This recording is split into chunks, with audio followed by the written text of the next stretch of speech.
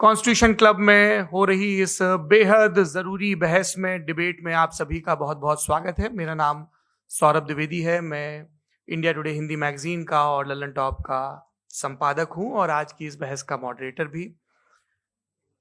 इससे पहले कि ये बहस, जिसका शीर्षक, जिसका टॉपिक है डज गॉड एग्जिस्ट, ये शुरू हो दो विद्वानों के बीच जिनके नाम हैं श्री जावेद अख्तर और श्री मुफ्ती शमाइल नदवी जी, मैं कुछ बुनियादी चीजें आप लोगों को बता दूं ताकि ये बहस व्यवस्थित ढंग से चले, वैसे नहीं जैसी बहसों को देखने के हम इन दिनों आदी हो गए हैं। पढ़ी लिखी अकादमिक बहस। इस बहस का प्रारूप कैसा होगा, इसका स्ट्रक्चर कैसा होगा, पहले मैं आपको ये बता देता हूं। सबसे पहले नौजवान विद्वान मुफ्ती शमाइल नदवी जी 10 मिनट अपनी दलीलें आप लोगों के सामने रखेंगे। उसके बाद जावेद अख्तर साहब 10 मिनट अपनी बात रखेंगे। उसके बाद जिसको हम अंग्रेजी में रिबटल कहते हैं, एक जवाबी दौर रहेगा कि आपने जो कहा मैं उससे मुतमईन हूं कि नहीं हूं और हमने जो कहा।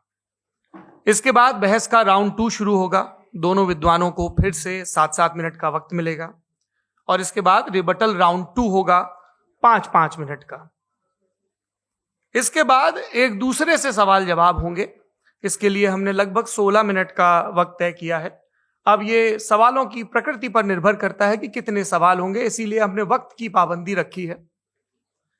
और इसके बाद आखिरी में 5-5 मिनट का वक्त दोनों विद्वानों को एक बार फिर से दिया जाएगा अपने क्लोजिंग आर्ग्यूमेंट के लिए। और उसके बाद जो इस बहस के लिए सबसे जरूरी चीज है कि आप और हम और इंटरनेट पर देख रहे लाखों करोड़ों लोग, उनके सवाल जवाब होंगे। तो आप लोग जो यहां मौजूद हैं, आपके हम कुछ सवाल लेने की कोशिश करेंगे। 30 मिनट का वक्त हमने उसके लिए तय कर रखा है। इस तरह से ये 2 घंटे की बहस पूरी होगी।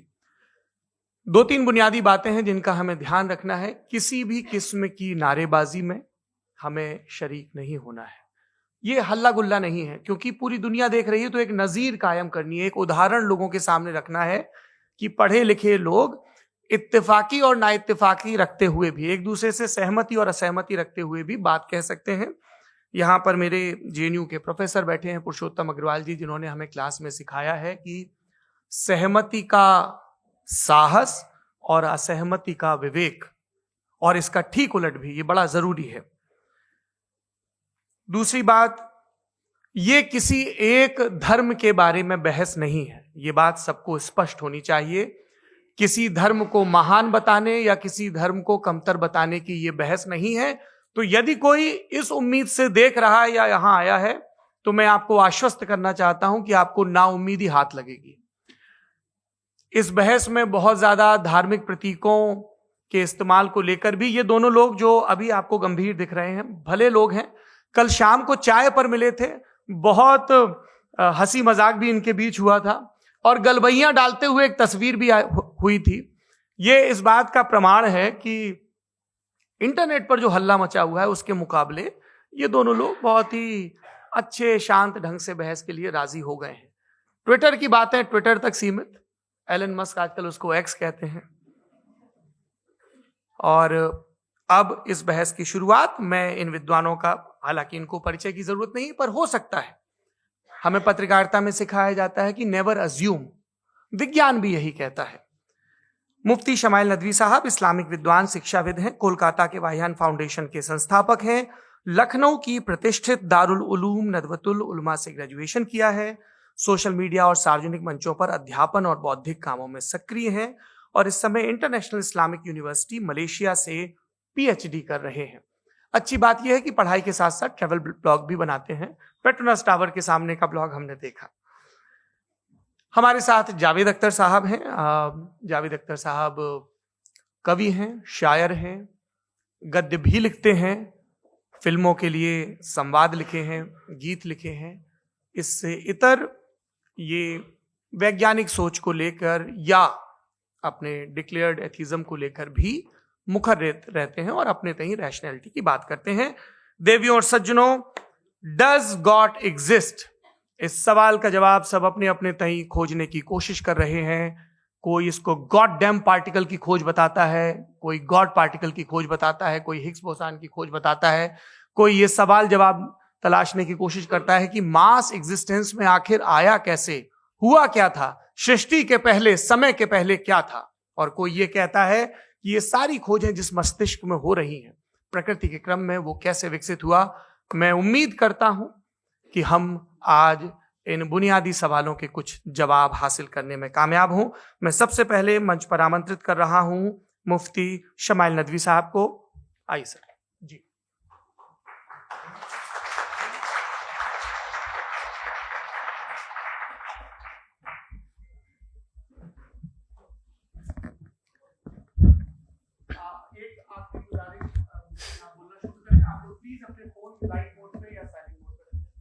एक बार चेक कर ले, कई बार बेध्यानी हो जाती है।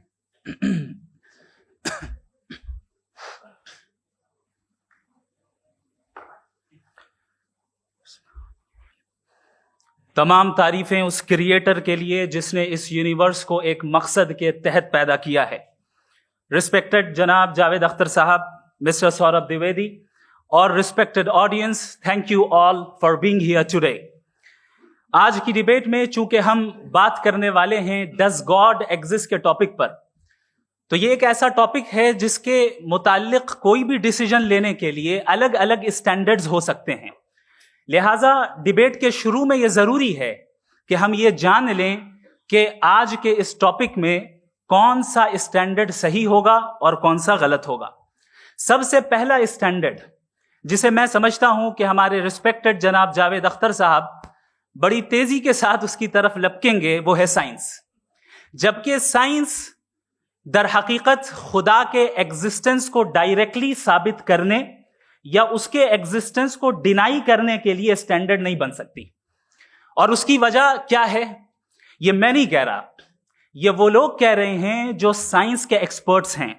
नेशनल एकेडमी ऑफ साइंस कहती है science doesn't have the processes to prove और disprove the existence of God. Why? क्योंकि साइंस का ताल्लुक एम्पेरिकल एविडेंस से है और एम्पेरिकल एविडेंसेस का ताल्लुक हमारे नेचुरल और फिजिकल वर्ल्ड से है, जबकि गॉड नॉन फिजिकल और सुपर नेचुरल रियलिटी है। लिहाजा नॉन फिजिकल रियलिटी को आप उस टूल के साथ नहीं चेक कर सकते जिसका काम फिजिकल रियलिटी को तलाश करना है। लिहाजा आज इस डिबेट में गॉड की एग्जिस्टेंस को साबित करने या उसे डिनाई करने में साइंटिफिक एविडेंस को एक्सेप्ट नहीं किया जाएगा। दूसरा स्टैंडर्ड हो सकता है रेविलेशन, कि रेविलेशन के जरिए हम यह साबित करें कि गॉड एग्जिस्ट करता है या नहीं। लेकिन यह स्टैंडर्ड भी आज इररेलेवेंट है। क्यों? क्योंकि रेविलेशन मेरे नजदीक सोर्स ऑफ नॉलेज है, वैलिड सोर्स ऑफ नॉलेज है, लेकिन हमारे जावेद अख्तर साहब के नजदीक ये वैलिड सोर्स ऑफ नॉलेज नहीं है। लिहाजा आज की डिबेट में मैं एक भी एविडेंस किसी भी मजहबी स्क्रिप्चर से नहीं दूंगा ताकि जावेद अख्तर साहब के लिए वो अनएक्सेप्टेबल ना हो। तीसरा जो मेयार हो सकता है वो है ऑब्जर्वेशन, कि भाई कोई कहे कि हमें खुदा दिखाओ, अगर है तो दिखाओ, या ये कि खुदा के एग्जिस्टेंस पर एम्पेरिकल एविडेंस दो, तो यह है दर हकीकत गलत टूल का इस्तेमाल करना। यह ऐसा ही है कि जावेद साहब मुझसे यह मुतालबा करें कि मुफ्ती साहब आप मेटल डिटेक्टर के जरिए प्लास्टिक डिटेक्ट करके दिखाएं। अब चूंकि प्लास्टिक डिटेक्ट नहीं हो पा रही है लिहाजा plastic does not exist. No, you are using the wrong tool. इस टूल से प्लास्टिक को डिटेक्ट नहीं किया जाता। लिहाजा मैं समझता हूं कि गॉड के एग्जिस्टेंस पर एम्पेरिकल एविडेंस का मुतालबा करना एक बचकाना मुतालबा है और हमारे रिस्पेक्टेड जनाब जावेद अख्तर साहब इस स्टेज से अब बहुत आगे निकल चुके हैं। अब बचता है एक ही स्टैंडर्ड, और वो स्टैंडर्ड है अक्ल, लॉजिक, रीजनिंग। और यही वो स्टैंडर्ड है जिसके तहत गॉड की एग्जिस्टेंस को साबित किया जाएगा या गॉड की एग्जिस्टेंस को डिनाई किया जाएगा। लेकिन चूंकि ये बहुत इंपॉर्टेंट और सेंसिटिव टॉपिक है, इसलिए लॉजिकल आर्ग्यूमेंट भी ऐसा होना चाहिए जो डेफिनेटिव हो, इनडेफिनेटिव ना हो, जो 2 और 2 4 की तरह बिल्कुल वाजे हो, जिसे लॉजिकली रिजेक्ट करना पॉसिबल नहीं हो। फॉर एग्जाम्पल हम कहें हमारे रिस्पेक्टेड मिस्टर सौरभ साहब, ये एक इंसान है और तमाम इंसान कॉन्शियस बीइंग है। लिहाजा नतीजा क्या निकला? हमारे सौरभ साहब भी कॉन्शियस बीइंग है। क्या ये इंडेफिनेट आर्ग्यूमेंट है या डेफिनेट आर्ग्यूमेंट है? ये डेफिनेट आर्ग्यूमेंट है। ये 2 और 2 की तरह वाजे है। इसमें किसी तरह जो है लॉजिकली इसको रिजेक्ट नहीं किया जा सकता। तो अगर आज हमारे जावेद अख्तर साहब ऐसी कोई अकली दलील और लॉजिकल एविडेंस दें खुदा के ना होने पर जो डेफिनेट भी हो, तो मैं ये ऐलान करता हूं कि यकीनन मैं उस एविडेंस को कबूल करूंगा और उस पर गौर करूंगा। लेकिन साथ में यह भी ऐलान कर देता हूं प्रेडिक्शन के तौर पर कि ऐसा कोई डेफिनेट आर्ग्यूमेंट कोई नहीं पेश कर सकता। दलील हम देंगे और डेफिनेटिव दलील देंगे, लॉजिकल दलील देंगे, ऐसी दलील देंगे जो एंटायर एथिस्टिक वर्ल्ड उसे रेफ्यूट नहीं कर सकती। चलें अब हम एक एग्जाम्पल सोचते हैं, एक सिनेरियो, सिंपल सिनेरियो, तमाम ऑडियंस से गुजारिश है, हम और आप एक आइसोलेटेड आइलैंड पर हैं, ऐसा आइलैंड जहां पे हमसे पहले कोई कभी नहीं गया। चलते चलते आपके सामने अचानक आपने देखा एक पिंक कलर की बॉल पड़ी हुई है। सबसे पहला सवाल आपके जहन में क्या आएगा कि ये बॉल यहां क्यों आई, कैसे आई, ये पिंक कलर की ही क्यों है, कोई और कलर भी हो सकता था, ये इसी शेप में क्यों है, कोई और शेप भी हो सकता था। नेचुरली आप इस तरफ पहुंचेंगे कि कोई ना कोई है जिसने इन स्पेसिफिक प्रॉपर्टीज के साथ इस बॉल को बनाया है और यहां पे रखा है। चूंकि आप जानते हैं कि ये जो बॉल है इसका एग्जिस्ट करना जरूरी नहीं है, ये एग्जिस्ट कर भी सकती थी, नहीं भी कर सकती थी, और एग्जिस्ट करना ही था तो किसी और फॉर्म में करती, किसी और कलर में करती। अब आप इस बॉल को एक्सपैंड करते चले जाएं, एक्सपैंड करते चले जाएं, एक्सपैंड करते चले जाएं, यहां तक कि ये बॉल यूनिवर्स के साइज की हो जाए। बताइए कि क्या साइज के बढ़ जाने से सवाल बदल जाएगा? हरगिज नहीं बदलेगा। अभी भी सवाल रहेगा, ये यूनिवर्स कहां से आया, इन स्पेसिफिक प्रॉपर्टीज के साथ कहां से आया, क्यों आया, किसने बनाया, यह सवाल उस वक्त भी वैलिड रहेगा। लेकिन यह सवाल अगर हम जनाब जावेद अख्तर साहब से करें तो चूंकि इनका वर्ल्ड व्यू एथिस्टिक है, और सिर्फ इनका नहीं, मतलब जितने भी एथिस्ट हैं और एथिस्टिक वर्ल्ड व्यू को रखने वाले से अगर आप ये सवाल करें कि ये यूनिवर्स कहां से आया, तो इनका जवाब या तो आर्ग्यूमेंट फ्रॉम इग्नोरेंस होगा या डॉगमेटिक होगा।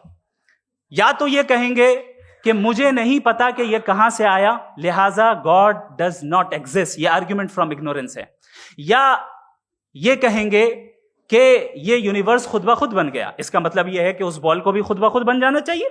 लेकिन बॉल के ताल्लुक से ये एक्सप्लेनेशन एक्सेप्ट नहीं की जाएगी कि ये खुद ब खुद बन गई, लेकिन यूनिवर्स के ताल्लुक से कर दिया जाएगा। इसे हम दूसरे अल्फाज में डॉगमा भी कह सकते हैं। दूसरी चीज, हमारे जावेद अख्तर साहब जरूर गॉड ऑफ गैप्स की मिसाल भी जरूर देंगे, और मिसाल देंगे कि पहले जमाने में बिजलियां कड़कती थी तो लोगों ने किसी एक खुदा की तरफ, और बारिश होती थी तो दूसरे खुदा की तरफ मंसूब कर दिया, उनके पास दलील नहीं थी। यह हमारा वर्ल्ड व्यू है ही नहीं, यह हमारा वर्ल्ड व्यू है ही नहीं, क्योंकि नेचुरल फिनोमेना के प्रोसेस की इंटरप्रिटेशन को जान लेने से यह कहां से साबित हो गया कि गॉड एग्जिस्ट नहीं करता है। इस पर मैं इंशाअल्लाह अभी आगे बात करूंगा।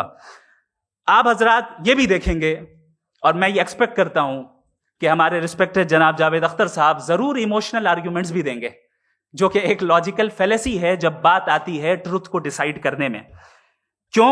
मिसाल के तौर पर वो कहेंगे कि अगर गॉड है तो ईविल क्यों एग्जिस्ट करता है, जबकि मैं कहता हूं ईविल का एग्जिस्ट करना गॉड के एग्जिस्ट करने की दलील है, उसके खिलाफ नहीं है। चूंकि अगर गॉड है तो हम सब उसके सामने अकाउंटेबल हैं, और अगर हम अकाउंटेबल हैं तो अकाउंटेबिलिटी के लिए ईविल का मौजूद होना जरूरी है, उसके बगैर हम अकाउंटेबल नहीं हो सकते। और अगर हम अकाउंटेबल नहीं हैं तो हम जनाब जावेद अख्तर साहब से पूछेंगे कि आप बताएं कि फिर सफरिंग इस दुनिया में क्यों है? अगर खुदा नहीं है तो सफरिंग क्यों है? और उन लोगों के जज्बे का क्या जिनके अंदर सफरिंग के बाद इंतकाम लेने का जज्बा पाया जाता है और वो इस दुनिया से ऐसे ही चले गए, क्या उनकी सारी तकलीफें बेकार चली जाएंगी? अब आ जाएं उसी एग्जाम्पल की तरफ कि बॉल, मुझसे अगर कोई पूछे इस बॉल को किसने बनाया और या इस एक्सपेंडेड बॉल को किसने बनाया, मैं कहूंगा कि चूंकि ये यूनिवर्स और इस यूनिवर्स की तमाम चीजें कॉन्टिंजेंट हैं। कॉन्टिंजेंट होने का मतलब ये होता है कि जो अपने एग्जिस्टेंस पे किसी के ऊपर डिपेंड करती हो, तो जाहिर है ये यूनिवर्स कॉन्टिंजेंट है। और अगर कोई चीज कॉन्टिंजेंट नहीं है तो मैं रिक्वेस्ट करूंगा कि मुझे दिखा दें कि कौन सी चीज यूनिवर्स में कॉन्टिंजेंट नहीं है, हम भी जरा गौर कर लें और हम भी देख लें। और जब कॉन्टिंजेंट चीजें मौजूद हैं तो फिलोसोफर्स की इस्तिलाह के मुताबिक, हम उस टर्मिनोलॉजी के मुताबिक, हम उस जगह तक पहुंचते हैं और उस हस्ती तक पहुंचते हैं जिसे नेसेसरी बीइंग कहा जाता है, कि ये वो नेसेसरी बीइंग है जिसका मौजूद ना होना नामुमकिन हो। क्योंकि अगर ये मौजूद ना हो तो सारी चीजें एग्जिस्टेंस में आएंगी ही नहीं, और ये सारी कॉन्टिंजेंट चीजें उसी के ऊपर डिपेंड करती हैं। अब अगर आप ये सवाल करते हैं कि फिर उस हस्ती को किसने बनाया, फिर उसका कॉज क्या है, फिर उसका कॉज क्या है, फिर उसका कॉज क्या है, और एंडलेसली चले जाएं, इसे हम कहते हैं इन्फिनिट रिग्रेस ऑफ कॉजेस, जो कि लॉजिकल फैलेसी है। कॉन्सेप्चुअली इंफिनिटी पॉसिबल है। मिसाल के तौर पे न्यूमेरिकल्स 1 2 3 गिनते चले जाएं, इन्फिनिट नंबर्स हैं। मैं कॉन्सेप्चुअली बात नहीं कर रहा, प्रैक्टिकली रियलिटी में साबित करके दिखाएं कि infinite regress of causes possible है या नहीं। अगर पॉसिबल है तो हम मान लेंगे, मिसाल दे दें, और पॉसिबल नहीं है तो एक ही ऑप्शन बचता है जिसे हम कहते हैं नेसेसरी बीइंग। ऐसी नेसेसरी बीइंग जो इंडिपेंडेंट है, क्योंकि अगर वो डिपेंडेंट हुई तो वो नेसेसरी नहीं रहेगी। ऐसी इंडिपेंडेंट बीइंग जो इटर्नल है, अगर वो इटर्नल नहीं होगी, उसकी बिगिनिंग होगी तो वो खुद कॉन्टिंजेंट है। ऐसी बीइंग जो पावरफुल है, क्योंकि कॉन्टिंजेंट को एक्चुअलाइज करने के लिए पावर चाहिए। ऐसी बीइंग जो इंटेलिजेंट है और नॉलेजेबल है, क्योंकि ये यूनिवर्स स्पेसिफिक फॉर्म और स्पेसिफिक लॉज ऑफ नेचर के तहत प्रिसाइजली चल रहा है। Thank you. थैंक यू मुफ्ती साहब। मैं इन दलीलों के बाद जावेद अख्तर साहब से गुजारिश करूंगा, आप बैठ के बोलना चाहेंगे हमारे? जी।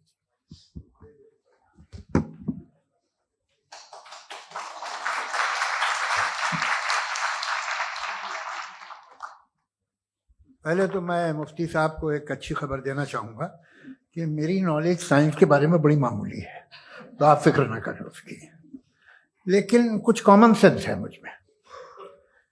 देखिए, ये खुदा का तस्वुर कोई नया तस्वुर नहीं है, ये सदियों से रहा है।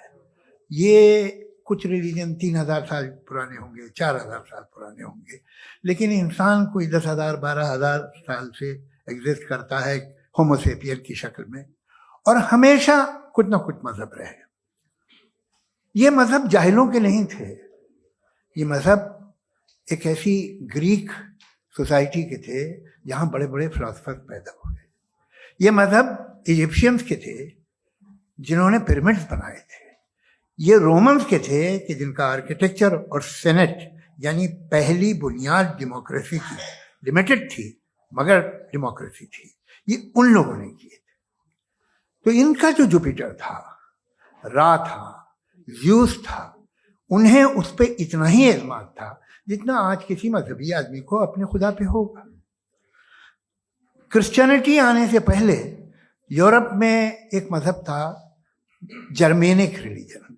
उसका एक खुदा था, उसकी एक बीवी थी, उसके 2 बेटे थे, एक बेटी थी। फिर जर्मनी में जब यूरोप में क्रिश्चियनिटी आई तो वो खुदा, उसकी बीवी और पूरे खानदान चला गया। तो हमने, अगर हम हिस्ट्री देखें तो खुदा जो है वो ज़्यादातर फ़ानी है, वो हमेशा रहे नहीं। और वो जो लोग इन्हें मानते थे उनको आप कहें वो तो जाहिल थे, उन्हें तो कुछ पता ही नहीं था, ऐसा नहीं है। वो अपने वक्त में बड़े काबिल लोग थे और अपने वक्त में उन्होंने बड़े बड़े काम किए हैं, फिलोसफर्स थे, साइंटिस्ट थे, लेकिन उनका मजहब कहाँ गया, उनके खुदा कहाँ गए? आज जो खुदा हैं दुनिया में लोग उन्हें मानते हैं।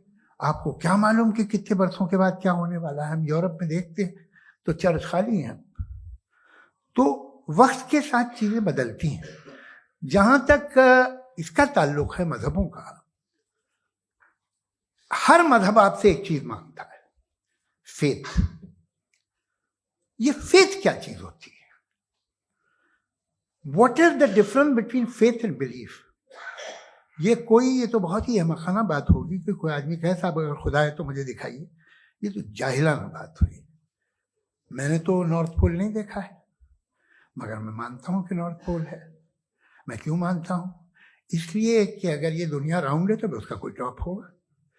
कुछ लोग हैं जो वहाँ गए भी हैं, कॉमन सेंस कहता है कि ऐसा होगा, सबूत है, गवाह है, रीज़न है। तो ये मेरा फेथ नहीं है। तो फेथ में और बिलीफ में डिफरेंस क्या है? जो मजहब मांगता है आपसे, हर मजहब फेथ मांगता है। फेथ का मतलब ये है कि ना कोई गवाह हो, ना कोई सबूत हो, ना कोई रैशनल हो, ना कोई लॉजिक हो, ना कोई प्रूफ हो, मगर तुम एक बात को मानो। ये है फेथ। वरना बिलीफ होता। अगर इसमें कुछ भी सबूत होते, गवाह होते, तो फिर इसे आप बिलीफ कहते हैं। जैसे मेरा बिलीफ है कि नॉर्थ पोल है, मेरा फेथ थोड़ी है। फेथ इन तमाम शर्तों को रद्द करता है। तो फिर स्टुपिडिटी क्या है? अगर मैं एक बात ऐसी मानूं जिसकी ना कोई लॉजिक है, ना कोई रैशनल है, ना कोई प्रूफ है, ना कोई गवाह है, ना कोई सबूत है, और मैं उसे मानूं, तो ये स्टुपिडिटी हुई। इसे ही भाई कल को मैं यकीन कर लूं कि एलॉन मस्क जो है मेरा भाई है, तो मुझे इंतहाई खुशी होगी, सुकून भी बहुत मिलेगा मुझे। लेकिन और कहे भाई क्यों मानते हो, क्या सबूत है भाई, वो तो अमेरिकन है और तुम तो इंडियन हो, वो तो नस्ल अलग है, तुम्हें कभी मिले भी नहीं। साहब देखिए, मेरा फेथ है, इस पे बात न किया। फेथ का मतलब ही यह है कि आप प्रूव नहीं कर सकते। अगर आप प्रूव कर सकते हो तो फेथ की जरूरत ही नहीं, फिर तो आप बात करेंगे, आप कितनी बहस कर लीजिए।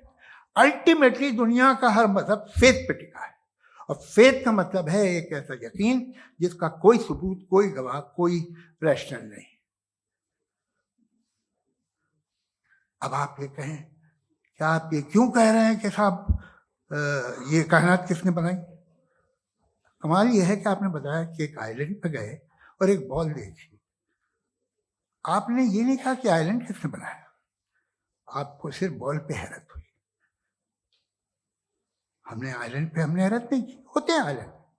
इसी तरह ये आइलैंड है, सितारे, ये गैलेक्सीज, ये सब आइलैंड हैं, खला में।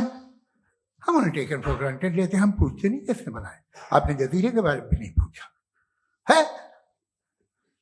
मेरी पैदाइश कैसे हुई?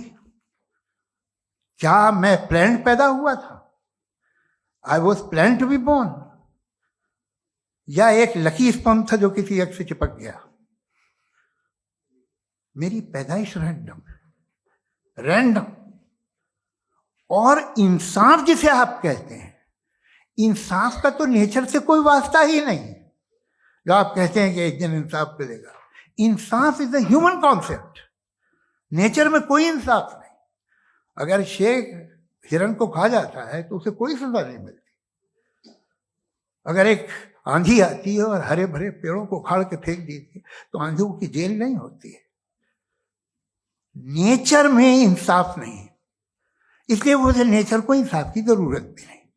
नेचर तमाम एक है। अब हम कहें कि साहब ये देखिए जो मैंने खाना खाया था, ये मेरी आंख तो नहीं यूं कर दिया उसे, तो इसे सजा मिलनी नहीं, वो सिस्टम है, ऐसे ही चल रहा है। नेचर बगैर इंसाफ के है। इंसाफ इज अ ह्यूमन कॉन्सेप्ट। तो जो आपसे कहता है कि मैं तुम्हें इंसाफ दूंगा, वो इंसानी जहन की पैदावार है। ये नेचुरल है ही नहीं, ये आसमानी है ही नहीं। नेचर का तसव्वुर, इंसाफ का तसव्वुर। भाई आप साथ मिलते हैं, अब आप लेफ्ट हैंड ड्राइव करते हैं, ये क्या है? तमाम सच, तमाम नेकी, तमाम शराफत लेफ्ट हैंड ड्राइव है। वरना क्या होगा, या तो आप क्रॉस कर देंगे, आपका एक्सीडेंट हो जाएगा, या आप किसी को मार देंगे, या ट्रैफिक जैम हो जाएगा। झूठ, बेईमानी, रिश्वतखोरी, ये तमाम जो है driving on the wrong side, इसके ऊपर कुछ नहीं। ये तो हमने बनाया, जैसे हमने लेफ्ट हैंड ड्राइव बनाई है। ये कॉन्सेप्ट ऑफ इंसाफ जो है ये हमारा है, इसका नेचर से कोई वास्ता नहीं। शेर खा जाता है हिरन को, उसे जेल होती है क्या? कुछ भी नहीं, है ही नहीं। तो ये जो दुनिया के रिलीजन प्रॉमिस करते हैं आपसे इंसाफ, इसी से मालूम होता है कि ये मैनमेड है। ये तसव्वुर कहीं और का है ही नहीं। जो नेचर है, कुछ लोग कहते हैं नेचर ही खुदा है, तो नेचर में तो इंसाफ नहीं कहीं। और आप वादा कर रहे हैं कि तुम्हें मरने के बाद इंसाफ मिलेगा। मुझे अगर मिलेगा तो मैं बहुत खुश होऊंगा, लेकिन मैं यकीन नहीं कर पाता हूं, इसलिए कि मैं फेथ नहीं पैदा कर सकता। The very fact that religion demand faith, इसका मतलब है कि उनके पास जस्टिफिकेशन नहीं है। अच्छा साहब, फिर रिलीजन अगर मॉडरेशन में है, कोई सा भी नहीं, वो आप में कुछ खूबियां भी पैदा करता होगा। देखिए उससे ये फायदा है, वो फायदा है। अल्कोहल जो है वो ज़्यादातर दवाओं में यूज़ होती है। और एक सर्वे किया गया था अमेरिका में कि लॉन्जेटिविटी किन लोगों की है, तो एक तरफ वो लोग थे जो शराब पीते ही नहीं थे और एक तरफ वो थे जो एक बोतल शराब रोज पीते थे। सबसे ज़्यादा लंबी उम्र उनकी है जो 2 पैक नाप के शराब पीते हैं और खाना खाते हैं। मगर हम शराब को बुरा समझते हैं, मैं भी बुरा समझता हूँ। क्यों? ऐसा होता नहीं। कुछ चीज़ों में आदत होती है कि वो बढ़ती है। आज तक में एक आदमी दूध पीता है, आप 10 साल बाद भी मिलेंगे तो एक ही गिलास पीता होगा। ऐसा नहीं होता, सुबह से दूध पीता रहता है। मिल्कोहलिक मैंने नहीं देखे, अल्कोहलिक होते हैं। ये टेंडेंसी है मजहब की कि वो बढ़ता है, जैसे कैंसर बढ़ता है, जैसे शराब बढ़ती है। कुछ लोग होंगे जो उसे सही तरह से यूज करते। मुझे यकीन है कि हमारे मुफ्ती साहब भी उनमें से एक, इनसे बहुत खुशी हुई मुझे इनसे मिलकर। लेकिन कितने लोग हैं कि आज आप देखते हैं दुनिया में जो तबाहियां हैं, इनमें कितना हाथ है उन लोगों का जो बिलीवर कहते था मजहब ये नहीं कहता, ना कहता होगा, मगर जब ये मजहब पीते हैं तो ऐसे बिहेव करते हैं। थोड़ा सा अगर हो तो शायद बहुत अच्छी बात, लेकिन शराब थोड़ी सी नहीं रहती, उसमें टेंडेंसी है पहले। थोड़ा सा अगर 2-3 कैंसर के सेल हो ना बॉडी में तो आदमी इससे में रहेगा, लेकिन वो 2-3 सेल नहीं रहते, वो मल्टीप्लाई होते हैं। जावेद साहब टाइम पूरा हो गया। टाइम हो गया तो बस बात खत्म हो गई। अच्छा, मुझे कुछ और कहने को था भी नहीं। जी, मैं पहले जवाबी दौर के लिए इनवाइट कर रहा हूं मुफ्ती साहब को। Your rebuttal round 1, you have 7 minutes।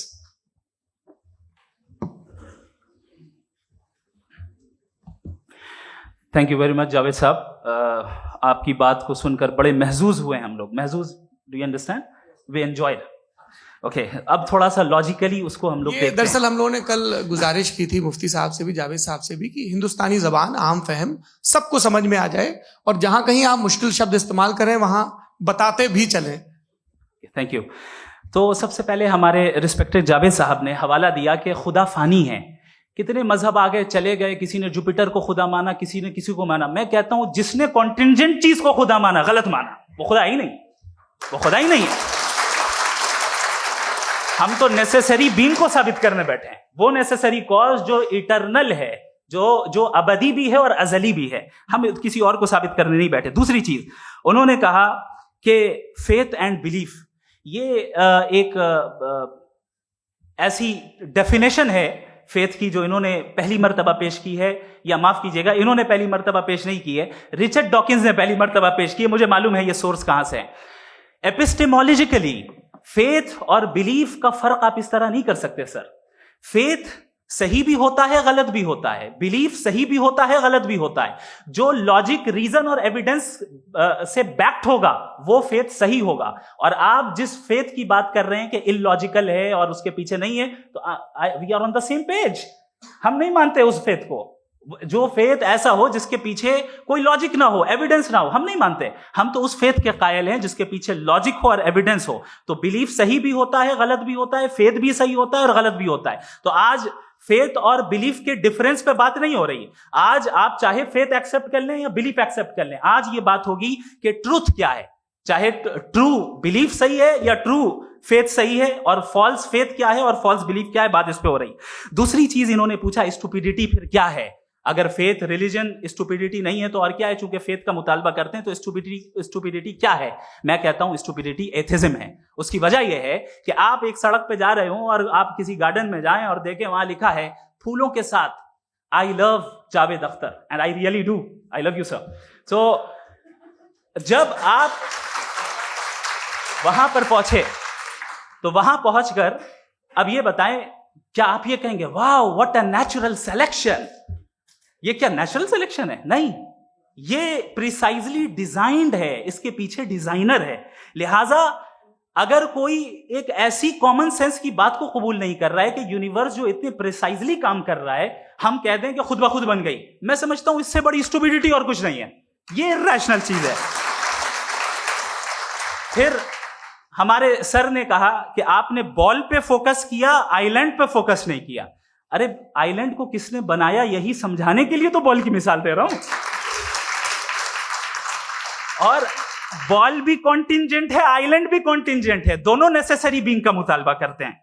आगे इन्होंने कहा कि नेचर में कोई इंसाफ नहीं है, हम डिसाइड करते हैं कि मोरालिटी क्या होती है, इंसाफ क्या होता है, हम डिसाइड करते हैं। जैसे ड्राइविंग सीट में ट्रैफिक वाला, ये तो किसी खुदा ने नहीं कहा, ये है, इसे कहते हैं फॉल्स इक्विवेलेंस, ये एक लॉजिकल फेलेसी है।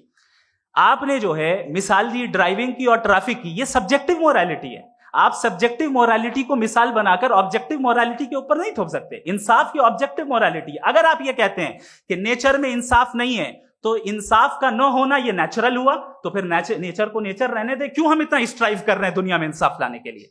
ये तो इलॉजिकल बात है, इरैशनल बात है। इसलिए बहुत सी चीजें ऐसी हैं जो ऑब्जेक्टिवली जो है इविल या गुड हैं, और बहुत सी चीजें ऐसी हैं जो सब्जेक्टिवली हैं। सब्जेक्टिवली जो मोरल होता है या इमोरल होता है, उसको हम सोशल कंसेंसस से या पर्सनल प्रेफरेंस से डिसाइड करते हैं। लेकिन जो ऑब्जेक्टिव मोरालिटी है, जिसमें इंसाफ आया, जो इन्होंने बार बार रिपीट किया, ये ऑब्जेक्टिव है, सब्जेक्टिव नहीं है। अगर आप कहते हैं ये सब्जेक्टिव है, तो मेरा सवाल आपसे ये है, क्या सोशल कंसेंसस के जरिए अगर जुल्म को सही करार दे दिया जाएगा तो आप जुल्म को जस्टिफाई करेंगे? दूसरी चीज इन्होंने ये कहा कि 2 पैक शराब पी लें तो वो उतने पे नहीं रहता, बढ़ जाता है। यही मामला मजहब के साथ है। 2 पैक आप पी लें, बढ़ेगा। तो ये एक ऐसी मिसाल है, इसको कहीं भी फिट कर लें कि आप एथिज्म पे जब फिट करें, जब आप 2 पैक एथिज्म का लेंगे ना, तो वो बढ़ बढ़ के नॉर्थ कोरिया बनेगा। Thank you.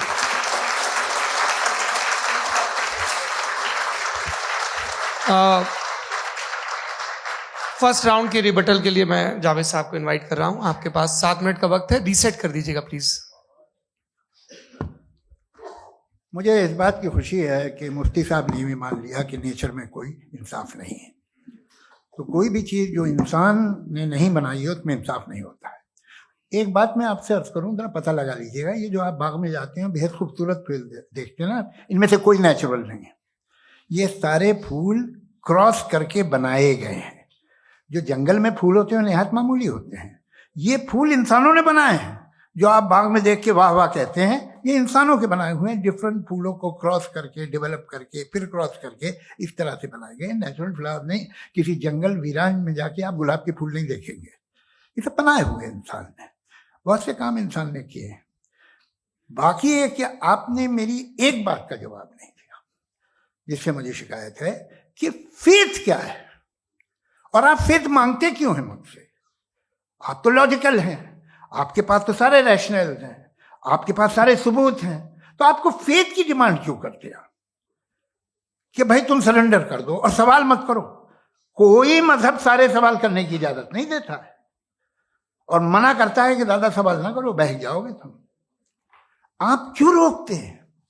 हकीकत यह है कि इंसानी तारीख क्या है। इंसानी तारीख ये है कि दुनिया में 2 तरह के लोग हुए। एक वो जिन्होंने अपनी लाइल्मी की परस्तिश की है, दूसरे वो जिन्होंने अपनी इग्नोरेंस या लाइल्मी से झगड़ा किया है और मालूम किया है कि क्या है। ये जो आप कह रहे हैं, आज आप हैरान हैं कि भाई ये यूनिवर्स कैसे बनी। लोग हैरान थे कि सूरज डूबता है तो इधर से कैसे निकलता है। और आप एक कदम जाके हमेशा का मानने को तैयार है, एक कदम पीछे ही मान जाइए। भाई आप इसके बाद जाते हो, कहते सवाल ना करना कि ये कहां से आया, ये पावर तो हमेशा से हमेशा रहेगी। तो आप यूनिवर्स के बारे में मानने में क्या तकलीफ है? एक कदम पहले रुक जाइए। ये हमेशा से थी या नहीं थी हमें मालूम नहीं है। और ये कहना कि हमें मालूम नहीं है, कमाल ये है कि दुनिया के सारे मजहब सब जानते हैं ये दुनिया कैसे बनी थी, कैसे मिटेगी, मरने के बाद क्या होगा, इनको सब इल्म है। इनको किसी को डायनासोर होते थे पहले ये नहीं पता था, किसी को नहीं पता। किसी भी दुनिया की मजहबी किताब में डायनासोर का जिक्र नहीं है। लेकिन बाकी सब बातें, how to make universe in 4 easy lessons and बाकी सब पता है। जिसको सब पता है वो गड़बड़ है। हम में ये इंकिसार, ये ह्यूमिलिटी होनी चाहिए कि हम ये कहें कि हमें ये बहुत सारी बातें नहीं मालूम, लेकिन हम उनकी परस्तिश ना करें, अपनी लाइल्मी को की परस्तिश ना करें। हम उसे पता लगाने की कोशिश करें। जिस दुनिया में आप बैठे हैं सर, ये हॉल जो है, ये इलेक्ट्रिसिटी जो है, ये माइक जो है, जिस हवाई जहाज से आप आए थे, वो जिस कार से आप यहाँ आए हैं, ये सब उन लोगों की बनाई हुई है जिन्होंने सवाल किए थे। ये दुनिया जिसमें आप आज आराम से हैं, ये उन लोगों की बनाई है कि जिन्होंने सवाल किए थे, और हर स्टेज पे इन सवालों को मकरूह कहा गया था, गलत कहा गया था। आप जरा तारीख पढ़िए, एक बड़ी दिलचस्प किताब है बर्ट्रैंड रसेल की, जिसमें उसने रिलीजन एंड साइंस कि कब से रिलीजन जो है साइंस के अगेंस्ट है, और हद तो यह है कि भाप के इंजन के खिलाफ थे, स्टीम इंजन के भी खिलाफ थे, और फतवे हुए उन पे, वेटिकन ने दिए। तो ये हमेशा, अभी जैसे ही ये राइट विंगर आते हैं अमेरिका में पावर में, तो वो जो अपना ये क्या बोलते हैं उसे, सीड क्या वर्ड है, सीड क्या जो, हाँ नहीं सीड जो होते हैं जैसे जी,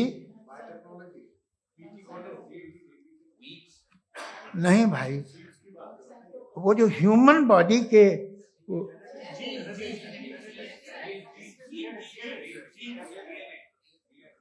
उस पर रिसर्च बंद हो जाती है, रिपब्लिकन नहीं करने देते। अरे भाई इतना डर क्या है तुम्हें? एक जमाने में बहुत नाराज थे ये सारे मजहबी लोग कि ये इंसान तो इंसान बनाने की कोशिश कर रहा है, आपको क्या तकलीफ भाई, बना ले तो बना लेने दो, ये खौफ क्या है? और ये सब आज जो आप कह कर रहे हैं नामुमकिन है, ये कैसे हुआ? मुझे एक किस्सा याद आता है। जब मैं 6ठी क्लास में था तो मैं मैथमेटिक्स में बहुत वीक था, तो एक टीचर रख दिया गया, उसने 1 2 3 4 5 6 7 तो सिखा दिया मुझे। वो दिन मैं भूल नहीं सकता हूँ मुफ्ती साहब, जिस दिन उसने ये बताया कि 1/2 क्या होता है और 3/4 क्या होता है, मुझे ऐसा लगा कि मेरा सर बीच से फट जाएगा। ये आदमी कह रहा है कि जो दीवार के अंदर जाओ वॉक करते हुए। आज हंसता हूं मैं इस बात पे। तो आज जो बातें आपके जहन से बिल्कुल परे हैं और आप हैरान होते उन्हें देख के, एक वक्त आएगा कि मामूली लगेंगे, और हुआ है। आपकी इंसानी तारीख ही है। इतनी जल्दी सारे फैसले आप मत कर लीजिए, थोड़ा ये ह्यूमिलिटी रखिए कि भाई ये हमें नहीं मालूम। ये कहने में क्या है, ये यूनिवर्स कहाँ तक फैली, ये कब से है और कब तक रहेगी, हमें नहीं मालूम। आपने फैसला कर लिया कब बनी, ये आपके हिसाब से कोई 14 बिलियन ईयर बनी जो समझा जाता है। उससे पहले हजारों करोड़ों अरबों साल तक खुदा बैठा क्या कर रहा था? खामोश बैठा था, ऐसे ही जमाइयां ले रहा था। फिर उसे आइडिया है, यार एक काम करते, वक्त अच्छा गुजर जाएगा, यूनिवर्स बनाते। सोचिए, वो तो हमेशा से है ना, मगर यूनिवर्स हमेशा से नहीं है, ये तो बनाई गई है। और उससे पहले क्या था, इनका क्या काम था? कैसी बात है, ये बड़ा आसान है। जो बात हमें आज धीरे धीरे पता चली है, बरसों 2000 और 2500 साल पहले आपको किसी ने बता दिया कि क्या था, आप मान गए, और तब से वही मान रहे हैं जो 2500 साल पहले कहा गया था। सब कुछ बदल गया है, सॉल्व हो रही हैं चीजें। अभी साइंस बिल्कुल दावा नहीं करती, या कोई फिलोसफर ये दावा नहीं करता कि हमें सब मालूम, बल्कि वो कहता है कि हमें जितना मालूम होता है उससे ये मालूम होता है कि हमें कितना कम मालूम। तो हम अपनी जहालत से लड़े, उसकी परस्तिश ना करें। जी, time. Thank you so much. मैं तर्कों की श्रृंखला में राउंड 2 के लिए मुफ्ती साहब को आमंत्रित कर रहा हूं। आपके पास एक बार फिर से 7 मिनट का वक्त है। शुक्रिया। जनाब जावेद अख्तर साहब कई मर्तबा दोहरा रहे हैं कि फेथ का मतलब बताइए, फेथ का मतलब बताइए। मैंने बता दिया, फेथ सही भी होता है, गलत भी होता है। और आज हम फेथ पे बात नहीं कर रहे, हम ट्रुथ और डज गॉड एग्जिस्ट पे बात कर रहे हैं। क्या डज गॉड एग्जिस्ट, ये ट्रुथ यानी गॉड है या नहीं है, इसमें से दोनों ट्रुथ क्या है। अब आप उसे फेथ कह लें, बिलीफ कह लें, नॉट माई बिजनेस। उसके बाद आपने कहा कि भाई सवाल करने से मजहब रोकता है। मैं कहता हूं जो रोकता है वो रोकता होगा, मैं नहीं रोकता, बल्कि सवाल करें, सवाल करना चाहिए। सवाल कर करके तो हम आगे बढ़ते हैं, तरक्की करते हैं, और इसीलिए मैं आज यहां पे आया हूं। लेकिन सवाल सिर्फ खुदा से नहीं होगा, आपसे भी होगा। सवाल एथिज्म से भी होगा, सवाल सिर्फ मजहब से नहीं होगा, सबसे होगा। और आज मैं सवाल करूंगा और उम्मीद है कि आप जवाब देंगे। अभी तक आपने वैसे कॉन्टिंजेंसी आर्गुमेंट का कोई जवाब नहीं दिया है।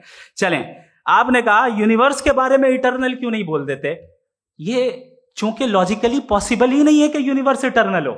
यूनिवर्स एक कॉन्टिंजेंट चीज है जो टाइम एंड स्पेस के पाबंद है, टाइम एंड स्पेस से बाउंड है। जो टाइम एंड स्पेस से बाउंड होगा वो कॉन्टिंजेंट होगा, जो कॉन्टिंजेंट होगा वो उसकी बिगिनिंग हुई होगी, जिसकी बिगिनिंग हुई होगी वो इटर्नल नहीं हो सकता। ये तो कॉमन सी बात है।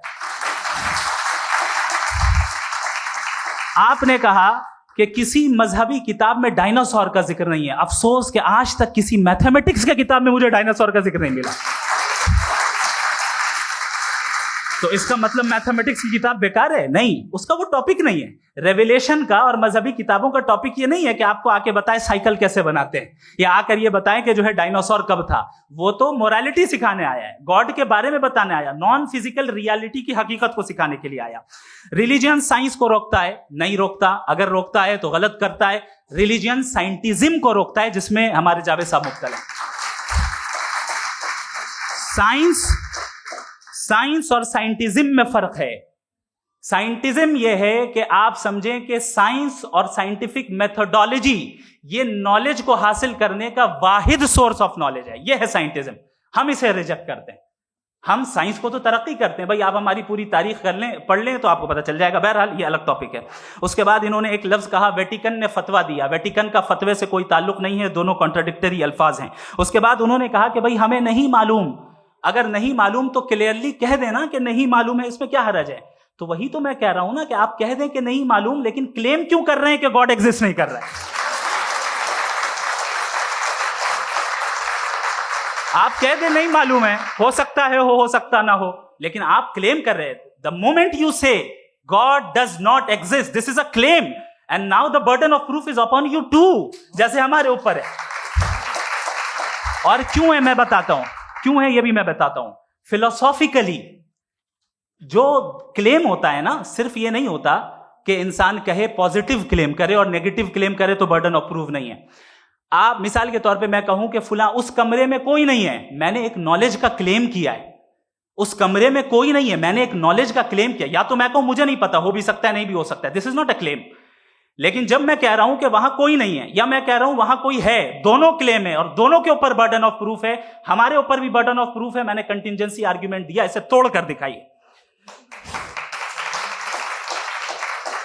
आखिरी चीज, इन्होंने कहा कि खुदा दुनिया बनाने से पहले 150 साल पहले या करोड़ों साल पहले क्या कर रहा था। अरे हजरत, चलें बहरहाल मैं जवाब दे देता हूं। आप हमारे रिस्पेक्टेड पर्सनालिटी हैं, अगर आप नहीं होते तो मैं इसे एंटरटेन ही नहीं करता। टाइम ये 100 साल पहले या 100 साल बाद, पहले बाद में अभी, ये वो अल्फाज हैं जिनका ताल्लुक टाइम से है। टाइम शुरू ही हुआ है यूनिवर्स की बिगिनिंग के बाद, तो उसके पहले खुदा क्या कर रहा था, सवाल इलॉजिकल है, ये फेलेसी है। यानी आप ये कह रहे हैं कि यूनिवर्स के बनने से पहले खुदा क्या कर रहा था। टाइम के बनने से पहले, पहले का ताल्लुक टाइम से, टाइम उस वक्त था ही नहीं, तो ये सवाल ही इनवैलिड है खुदा के ताल्लुक से। दूसरी चीज, आर्ग्यूमेंट ऑफ कंटिंजेंसी जो मैंने आपके सामने पेश की है, आपने बार बार ये प्रूफ किया और ये कह रहे हैं कि गॉड ऑफ गैप्स। देखिए पहले नहीं मालूम था, साइंस ने कर दिया। सिंपल की मिसाल से मैं समझा देता हूं। जिस गैप्स की आप बात कर रहे हैं ना, साइंस उन गैप्स को जिन चीज के जरिए भी प्रूव करेगा वो कॉन्टिंजेंट ही होगा। अब चाहे वो फोर्स हो, मैटर हो या एनर्जी हो। लिहाजा सवाल हमारा उस वक्त भी वैलिड होगा जब तक कि आप नेसेसरी बीइंग पे ना आ जाएं। और इन्फिनिट रिग्रेस पॉसिबल नहीं है of causes in practical world, तो जाहिर है कहीं रुकना पड़ेगा। जहां रुकेंगे वही खुदा है। दूसरी चीज, आपने ये कहा, क्या कह रहा था मैं, किस पॉइंट को? What? Oh no, after that. Just now. हाँ, जहां रुकेंगे वही खुदा है। बहरहाल, तो टाइम का जिक्र हो गया, गॉड ऑफ गैप, सॉरी या इसकी एक मिसाल आप ले लें। एक कार है, एक साहब ने देखा कि भाई कार जो है उसके व्हील्स कितने अच्छे लगे हुए हैं, सही जगह पे, स्टीयरिंग जो है कितने अच्छे जगह पे लगी हुई है, और सीट्स कितने वेल डिजाइंड है, कितनी प्रिसाइजली ये कार काम कर रही है। तो जरूर कोई ना कोई इसे क्रिएट किया है, किसी ने क्रिएट किया है। अब जावेद साहब आए और कहे अरे जनाब बोनेट खोलिए, इसमें इंजन है, इंजन इस कार को चला रहा है, hence prove no one has created the car. This is illogical, this is irrational.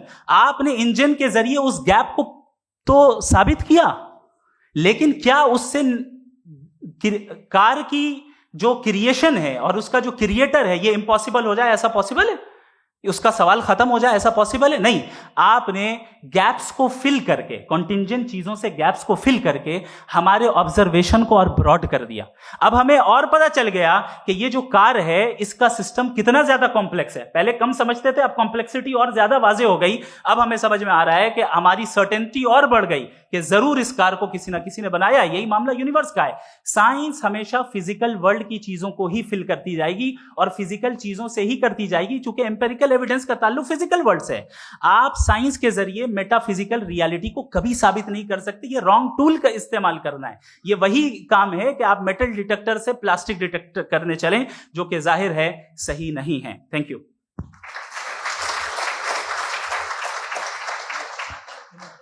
जी, ये आर्ग्यूमेंट का राउंड 2 है। हाँ। 7 मिनट है।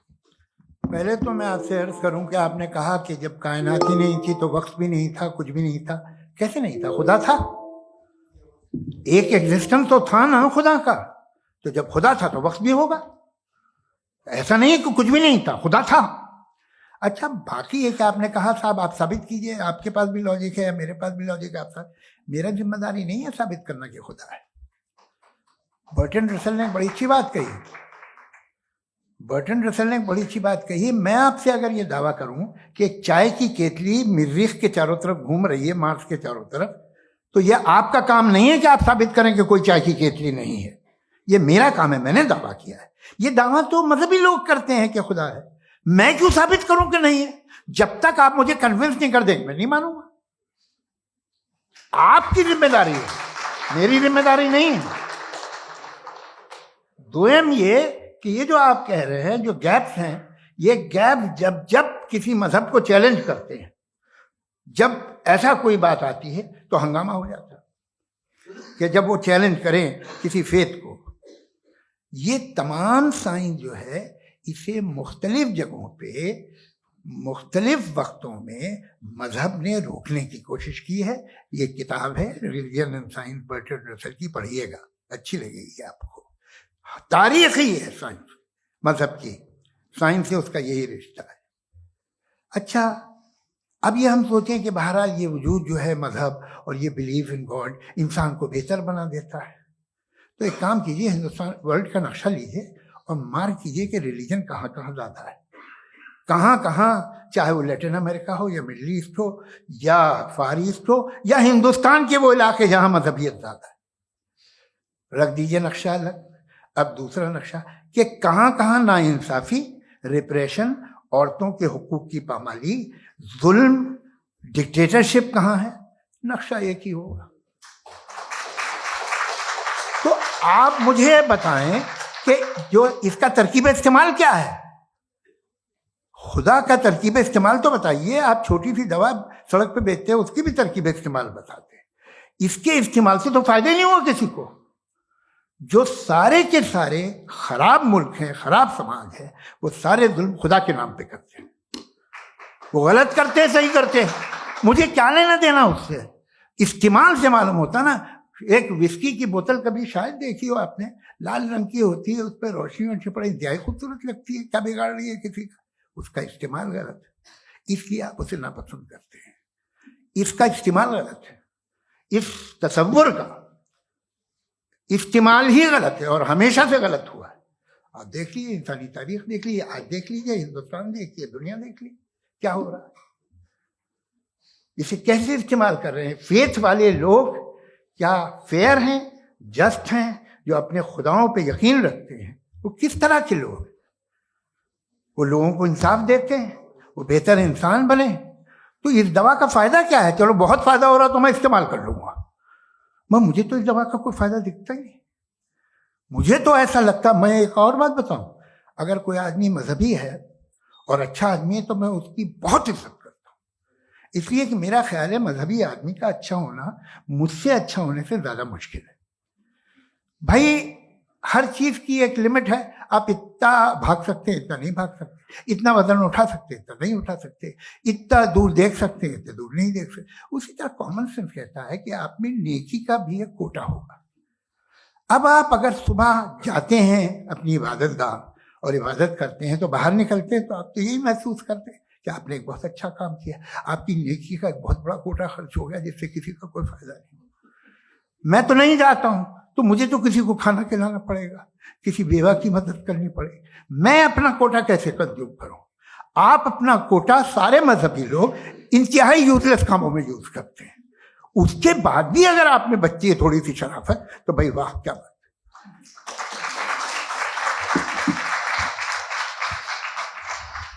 एक तो मुझे ये बात बहुत अच्छी लग रही है कि दोनों ही विद्वान समय को मानते हैं और बहुत समय से अपनी दलीलें और बाज दफा समय से पहले अपनी तकरीरें पूरी करके अपनी अपनी कुर्सी पर बैठ रहे हैं। ये इस आर्ग्यूमेंट का राउंड 2 पूरा हुआ। अब रिबटल का राउंड 2 है और उसके बाद क्रॉस एग्जामिनेशन होगा। नहीं, आपका आर्ग्यूमेंट हो गया सर। हमारे यहाँ स्कूल के सिलेबस में पंच परमेश्वर कहानी पढ़ाई जाती है, प्रेमचंद जी की लिखी हुई। आप निश्चिंत रहिए, आपके कोई राउंड में मिस नहीं होने दूंगा। रिबटल का राउंड 2 मुफ्ती शमाइल नदवी साहब।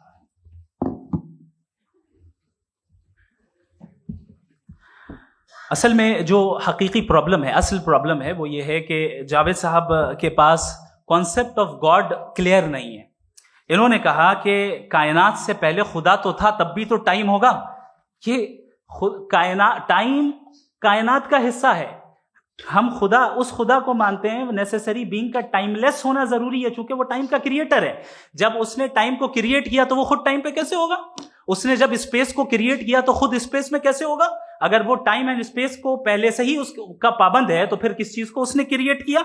लिहाजा ये सवाल गलत है कि खुदा था तो टाइम होगा। बिल्कुल नहीं, टाइम के पाबंद हम है, खुदा नहीं है। हम फिजिकल वर्ल्ड से ताल्लुक रखते हैं, वो मेटाफिजिकल रियलिटी है। दूसरी चीज इन्होंने मिसाल दी कि चाय की केतली हवा में घूम रही होगी, और पता नहीं शायद वो बर्टन रसल का उन्होंने हवाला दिया। बहरहाल यही प्रॉब्लम है। प्रॉब्लम यही है कि हम चीजों के दरमियान डिफरेंशिएट नहीं कर पाते। ये जो आपने मिसाल दी, ये इमेजिनेशन है, और मैं जो साबित कर रहा हूं वो लॉजिकल नेसेसिटी है। आप इमेजिन करने आए तो कुछ भी करें, जुपिटर में पिंक एलिफेंट होगा, यूनिकॉर्न होगा, करें, उससे कायनात पे क्या फर्क पड़ता है? उससे आप लॉजिकल नेसेसिटी साबित नहीं कर सकते। मैं तो उस प्राइम कॉज की बात कर रहा हूं, उस नेसेसरी बीइंग की बात कर रहा हूं जिसके बगैर इस कायनात का एग्जिस्टेंस मुमकिन नहीं है। दूसरी चीज, मजहब को साइंस चैलेंज करती है वगैरह वगैरह, ये हमारा टॉपिक ही नहीं है। मैं इस पे बात करूंगा तो फिर मेरा वक्त चला जाएगा। मजहब के ऊपर चूंकि हमारी डिस्कशन नहीं है, साइंस को मजहब और बिलखुसूस मैं और हमारा वर्ल्ड व्यू कम अज कम साइंस को पीछे नहीं करता है, साइंटिज्म की मजम्मत करता है। इसकी वजाहत मैंने पहले कर दी।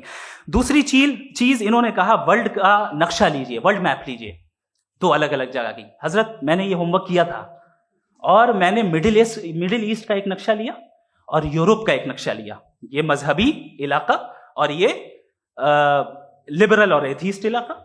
मुझे पता चला कि सबसे ज्यादा रेप केसेस जो हैं वहां पर है।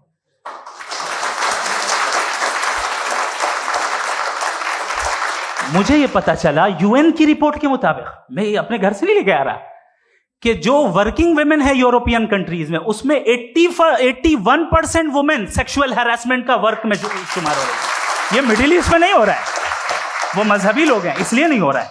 दूसरी चीज, आपने ये कहा कि मजहबी आदमी का अच्छा होना हमारे अच्छे होने से बहुत मुश्किल है, बहुत मुश्किल है। तो इसका मतलब यह है कि गॉड के अलावा आपके पास अच्छे और बुरे का कोई स्टैंडर्ड है।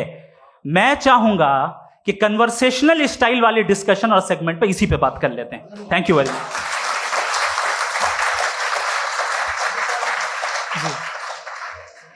ये रिबटल का राउंड 2 है। आपके पास 5 मिनट का वक्त है और इसके बाद क्रॉस एग्जामिनेशन शुरू करेंगे। आप चाहे तो जो इन्होंने सवाल पूछे उनके जवाब आप रिबटल में भी दे सकते हैं। जी जी, देखिए, पहले तो ये बात कि ये मिसाल गलत है। इन्होंने पहले ही हमको डिसार्म कर दिया। पहले अकल से मामला सॉल्व नहीं हो सकता, लॉजिक से आप पहुंच नहीं सकते। ये एक मेटाफिजिकल चीज़ है। मेटाफिजिकल अजीब सा लफ्ज़ है, ठीक से किसी को माने नहीं मालूम इसके, तो ऐसा लगता है कुछ बड़ी चीज़ है। अरे भाई क्या होता है मेटाफिजिकल, बताओ, खड़ी हो। ये एक लफ्ज है जो कहीं भी इस्तेमाल हो जाता है। जब आप एक बात कर रहे हैं और आप मुझसे बहस कर रहे हैं तो मुझे मेटाफिजिकल मत बताइए, आप लॉजिकली मुझे प्रूफ किए। और अगर लॉजिकली आप नहीं बात करते साहब ये मेटाफिजिकल है, तो फिर हम आप बात क्या कर रहे हैं? मेरा आपका किस जबान में कॉन्वर्सेशन होगा? और ये कहना कि वक्त पहले नहीं था, तो फिर क्यों कहते हैं ये हमेशा से और हमेशा रहेगा? हमेशा वक्त है, तो आप कैसे कहते हैं वो हमेशा से है और हमेशा रहेगा? हमेशा का मतलब है कोई वक्त, अगर वक्त ही नहीं है तो हमेशा कैसे? बाहर वो रहेगा। अब मैं ये देखता हूं, आपने कहा ना कि वहां रेप ज्यादा होते हैं, तो हम एक बात देखते हैं कि ये दुनिया जिसपे वो कादर मुतलक है, जिसकी मर्जी के बगैर पत्ता भी नहीं हिलता, ओमनीपोटेंट है, ये दुनिया चल कैसे रही है? और इस दुनिया का हाल क्या है? 45,000 बच्चे जो 10 साल की उम्र से कम थे वो गाजा में मरे। भूख से काला हांडी में बच्चे मरते हैं और डिप्थेरिया से मरते हैं। डिप्थेरिया अजीब मर्ज है, गले में जाली बनना शुरू होती है, बच्चा नीला हो जाता है, गरीब का बच्चा, इसलिए कि उपास इलाज। ये कादर मुतलक है जो चाहे कर दे, इससे आप दुआएं मांगते हैं हमारी ये काम कर दे वो कर दे, तो इसका मतलब डे टू डे लाइफ में वो इंटरफेयर करता है और ये देख रहा है वो। अगर वो वाकई भी है फॉर डिस्कशन सेक, तो मैं जब दुनिया देखता हूं तो मेरे दिल में उसके लिए कोई इज्जत नहीं पैदा होती। ये क्या कर रहे हो तुम पूरे ऑल पावरफुल हो, ओमनीपोटेंट हो, ओमनी प्रेजेंट हो। तुम तो वहां गाजा में रहे होगे ना, तुम हर जगह हो। तुम देख रहे थे कि बच्चे की कैसे धज्जियां उड़ रही, तुम देख रहे थे और तुम चाहते हो मैं तुम्हारी परस्तिश करूंगा, तुम हो भी। अरे यार, इससे अच्छे तो हमारे चीफ प्राइम मिनिस्टर हैं, कुछ तो ख्याल करते हैं। कमाल है, आप किसकी इबादत कर रहे हैं? अगर वो है भी, ये दुनिया नाइंसाफी से, जुल्म से, जबर से, तशद्दुद से भरी हुई। और आप ये मत कहिएगा कि वो देख रहा है और वो बताएगा एक दिन।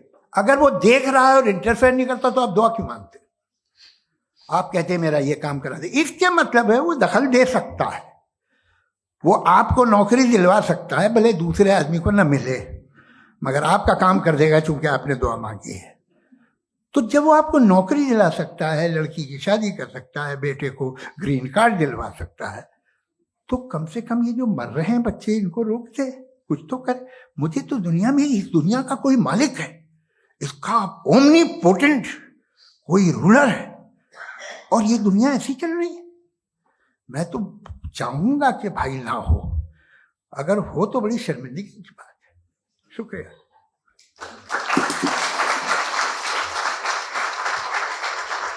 देवियों और सज्जनों, इस बहस के 2 राउंड और 2 रिबटल पूरे हो चुके हैं। अब सबसे जरूरी और सबसे मुश्किल राउंड शुरू हो रहा है, क्रॉस एग्जामिनेशन का। अब इन विद्वानों की सज्जनता की एक परख भी होगी और वक्त हमने 16 मिनट का तय किया है। पहला सवाल आप पूछना चाहेंगे? जी बिल्कुल। पहले बोले भी आप माइक ले लीजिएगा हाथ में, ये नीचे से जी। मैं बोलता हूँ, ये डायस हटा सकते हैं क्या हम थोड़ा क्विकली? डायस पीछे कर दीजिए बस थोड़ा सा, ताकि ये जो दाएं बाएं लोग बैठे हैं, इसे हटा ही दीजिए, वरना वहां तो जाने वाले नहीं। आराम से आराम से दोनों तरफ से हटा।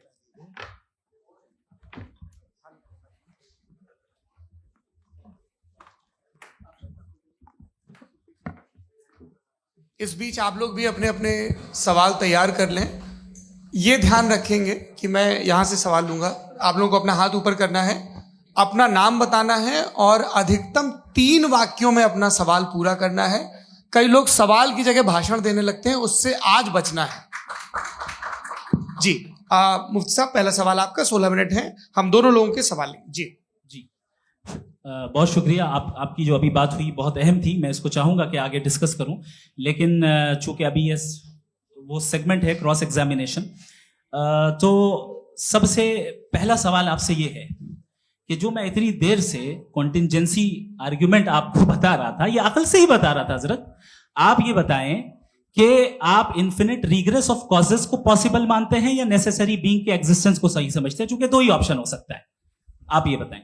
देखिए, आपको मैं ईमानदारी से बात करूं, एक तो मैं कॉन्टिजेंसी वर्ड ठीक से समझता हूं, और इस वक्त भी जो आपने अंग्रेजी के अल्फाज इस्तेमाल किए वो जरा थोड़े से मुझे डिफिकल्ट और कॉम्प्लिकेटेड लगे, तो आप जरा सिंपल जबान में सवाल कर सकते हैं? बिल्कुल कर सकता हूं जी। यूनिवर्स की हर चीज कॉन्टिंजेंट होने का मतलब यह है कि वो अपने एग्जिस्टेंस में किसी के ऊपर डिपेंडेंट है। जो भी चीज डिपेंडेंट होगी वो चीज इंडिपेंडेंट नहीं हो सकती, तो उसका कोई ना कोई कॉज होगा। तो अब आप क्या समझते हैं कि ये इन्फिनिट रिग्रेस है, यानी कॉज पर कॉज, कॉज पर कॉज, कॉज पर कॉज, और कभी कोई यानी ये एंडलेसली चलता रहा? क्योंकि अगर ऐसा होगा तो हम तो एग्जिस्टेंस में आते ही नहीं, लॉजिकली ये मुत्तफक अलैह चीज है, मुत्तफक अलैह अग्रीड अपॉन। इस पे हमने एग्री किया था कि मुश्किल शब्द आएगा तो अर्थ बताना पड़ेगा। तो इन्फिनिट रिग्रेस तो पॉसिबल नहीं है, तो कहीं ना कहीं आपको रुकना पड़ेगा ऐसे नेसेसिटी पर। नहीं, कोई जरूरत नहीं रुकने की। किसने कहा आप रुकना पड़ेगा? आप रुकते हैं खुदा पे, आप नहीं रुकते। आप कहते हैं वो हमेशा से, जब उस वक्त से है जब वक्त नहीं था। आप कहाँ रुकते हैं कि अब हुआ था वो? आप नहीं कहते। हम क्यों नहीं मान सकते कि यूनिवर्स जो है और बल्कि मल्टीवर्सेस जो है वो हमेशा से हैं, वो बनती है, बिगड़ती है। एक हमारे यहाँ एक चीज़ है ब्लैक होल, वो समेट लेता है वापस, फिर ब्लास्ट होता है, फिर फैल जाता है। और इसमें हमारी तो खैर कोई औकात ही नहीं है इंसान की। एक छोटे से जर्रे पे हम 50-60 साल की उम्र रखते हैं, जो करोड़ों अरबों साल की कायनात उसमें, और पैदा भी नहायत ही बेहुदा वजह से हुए थे। तो इसमें ये सोचना कि इसकी वजूहात और ये क्यों है, ये डिपेंडेंट है, ये हम देख रहे हैं, क्या मालूम। आप सोचिए कि ये जो फैल रही है कायनात, ये कहाँ फैल रही है, ये कहाँ जा रही है, और ये फैल क्यों रही है? अरे बना ली थी तुमने, रुको भैया, हाँ काफी है। ये फैल क्यों रही है? ये और कौन सी कायनात जिसे मैं दूरबीन से देखता हूं तो 2 बिलियन लाइट ईयर पे है, उससे मेरा कोई वास्ता ही नहीं है। 2 बिलियन ईयर यानी अगर मैं 80,000 माइल्स पर सेकेंड से चलूं तो 20 करोड़ साल में वहां पहुंच जाऊंगा। इसकी जरूरत क्या थी? ये दुनिया, ये कायनात तो इंसान अशरफुल मखलूकात के लिए बनाई गई ना। तो ये सब ये टर्म समझ में नहीं आया, इसमें कोई खास समझने वाली बात थी भी नहीं। ये जो अल्टीमेट कहा यह जाता है कि ये जो पूरी यूनिवर्स है, ये जो दुनिया है, ये इंसान के लिए बनाई गई। अच्छा, ये सब इंसान के लिए। क्यों साहब, सही है ना?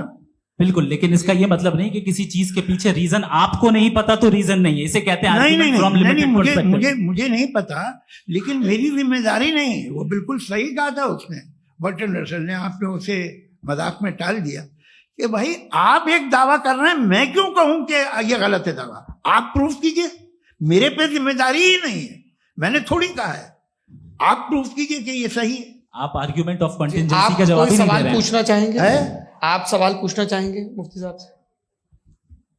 क्योंकि ये क्रॉस एग्जामिनेशन का दौर है। आप जैसे पहले बोल रहे थे फेथ को लेके कुछ, मैं ये पूछना चाहूंगा कि खुदा ने जो भी रेवल्यूशन किए हैं, एक मजहब के नहीं बहुत से मजहबों में किए हैं, अलग अलग रेवल्यूशन है। कहीं कुछ एक बातें हैं, कॉन्ट्रडिक्शन भी है आपस में, कहीं कुछ आप कर सकते हैं, कहीं कुछ नहीं कर सकते। ऐसा नहीं है कि सबकी कोड ऑफ मॉरल एक है। तो ये किस्सा क्या है? अब आप ये देखिए कि मुझे कभी कभी लगता है कि जो फुटबॉल फाइनल होता है, लाखों लोग होते हैं, फिर वो टीवी कवर कर ली, करोड़ों लोग, अगर उसमें खुदा की एक गूंगी आवाज आ जाती, मैं गॉड हूं, तो सारे लोग अभी सुन लेते और टीवी पे भी सुन लेते, किस्सा खत्म होता। ये इतनी राजदारी क्या है कि तुम सामने कुछ तो सबूत दे दो हमें सॉलिड। ये कह साहब ये यूनिवर्स कैसे बनी, इससे मसला क्या हल होगा? मैं पूछूंगा आपसे खुदा कैसे बना? क्यों नहीं पूछूंगा कैसे बना? बल्कि वो तो कायनात से कहीं ज्यादा इंटेलिजेंट है, कायनात से कहीं ज्यादा कॉम्प्लेक्स। जी वो हमेशा से है। आप कहेंगे मैं मान लूंगा। अच्छा, दोयम वो कादिर मुतलक, यानी कादिर मुतलक का मतलब ओमनीपोटेंट, वो जो चाहे कर सकता है। आपको नौकरी दिलवा सकता है, आपकी अच्छी जगह शादी करवा सकता है, आपके पड़ोसी आपका मुकदमा हरवा सकता है, आपको जिता सकता है, सब काम करता है। थोड़ा सा माइक क्लोज जी। वो इस दुनिया को चला कैसे रहा है, ये दुनिया कैसे चल रही है, आपको इस पे हैरत नहीं होती? या कयामत के बाद कभी एक जस्टिस होगा, जब ये बच्चा मर चुका होगा, जिसकी धज्जियां उड़ गई बम से, इसको इंसाफ मिलेगा तब? अच्छा, अब जवाब दूं? हाँ जी। मैं वही इसीलिए आप की तरफ। सबसे पहले आपने रेवलेशन और स्क्रिप्चर्स की बात की, इस पे मैं बात कर सकता हूं लेकिन आज नहीं करूंगा क्योंकि वक्त कम है, कभी और इस पे डिस्कस करेंगे। मैं तैयार हूं उस पे भी बात करने के लिए। ये अभी से राउंड 2 की भूमिका तय हो रही है। डज गॉड एग्जिस्ट राउंड 2 जी। चूंकि आज गॉड के एग्जिस्टेंस पे बात है तो मैं उसी के रिलेटेड जो है आपके सवालात को एंटरटेन भी करूंगा और मैं भी पूछूंगा। आपने कहा कि आपने साबित ही नहीं किया, जबकि आर्ग्यूमेंट ऑफ कॉन्टिजेंसी बुनियादी आर्ग्यूमेंट है। आप मुझे कॉन्टिजेंसी का मतलब बताइए, आपका मतलब क्या कॉन्टिजेंसी? कॉन्टिजेंसी का मतलब यह हुआ कि हर वो वजूद जो किसी भी चीज का पाबंद है, हर वो वजूद या हर वो चीज जो अपने एग्जिस्टेंस में किसी भी चीज के पाबंद है और उससे बाउंड है, उसको उसकी जरूरत है, उस पर डिपेंड करती है, तो जाहिर सी बात है कि उसका कोई ना कोई कॉज होता है। ये तो अक्ल की बात है, ये आप रीजनिंग की बात करते हैं, मैं वही कर रहा हूं। दूसरी चीज आपने ये बात कही कि इतने बिलियन लाइट ईयर्स दूर है, उसका मेरा क्या लेना देना। फिर मेरे ख्याल से आपको ये नहीं कहना चाहिए I think therefore I am an atheist. आपको सोचना चाहिए, सिर्फ आप एक लिमिटेड दायरे में रहकर नहीं सोचें बल्कि बाहर निकलकर सोचें। आपने तीसरा सवाल किया, आपने 2-3 सवाल एक साथ। ऐसी बातें ना कीजिए, कुछ लोगों को इतराज हो जाएगा आप पे कि आप कुछ भी सोचिए। ये इजाजत आपको है नहीं, मुझे है।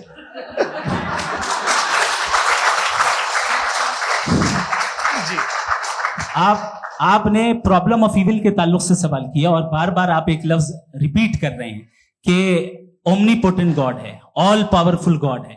यही तो दरअसल समझना है कि गॉड का कॉन्सेप्ट क्या है। प्रॉब्लम ऑफ इविल जो है, प्रॉब्लम ऑफ इविल दर हकीकत 2 असम्पशंस पर कायम है।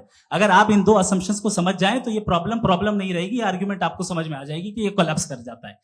पॉइंट नंबर 1, यानी जो आपका सबसे पहला फॉल्स असम्पशन है कि गॉड मर्सीफुल है, ओमनीपोटेंट है, दुनिया में जुल्म हो रहा है। लेकिन आपको यह समझना चाहिए कि हमारे वर्ल्ड व्यू के मुताबिक गॉड सिर्फ ओमनीपोटेंट और सिर्फ मर्सीफुल नहीं है, बल्कि वो ऑल वाइज भी है और वो ऑल नोइंग भी है। उसके हर काम के पीछे हिकमत और विजडम है। ये कोई जरूरी नहीं है कि वो हिकमत और विजडम आपको समझ में आए या मुझे समझ में आए। अगर आप जो समझ रहे हैं उसके मुताबिक आप फैसला कर रहे हैं, ये लिमिटेड पर्सपेक्टिव से आर्ग्यूमेंट है। और इस चीज को हम अपनी दुनिया में, अपने लाइफ में, डेली लाइफ में इस प्रिंसिपल को एक्सेप्ट करते हैं। हम जब किसी डॉक्टर के पास जाते हैं, डॉक्टर के पास जाकर वो अगर उसने हमें कोई दवाई दी है तो हम ये तो नहीं कहते कि जब तक आपके पास जितना नॉलेज और जितना विजडम नहीं है, आपने क्यों ये दवाई दी है, तब तक हम इस चीज को एक्सेप्ट नहीं करेंगे। नहीं कहते, हम उसकी अथॉरिटी को तस्लीम करते हैं। क्यों? क्योंकि उसकी हम जानते हैं कि वो नॉलेजेबल है, वो विजडम वाला है, हमसे ज्यादा नॉलेज और हमसे ज्यादा विजडम है। बताएं सर। मैंने डॉक्टर में और खुदा में बड़ा डिफरेंस है।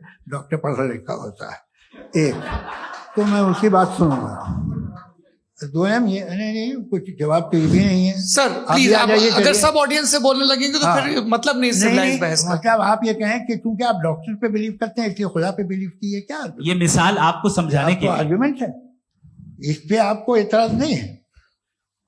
तो सिंपल बात ये है कि मैं अगर ये यकीन कर लूं कि एक ओमनीपोटेंट, उसकी मसलहत है, ये जो बच्चे मर रहे हैं ये मसलहत है उसकी, मुझे नहीं चाहिए थी मसलहत। उसकी मसलहत नहीं, यही तो समझना है, मतलब एक्सपीरियंस।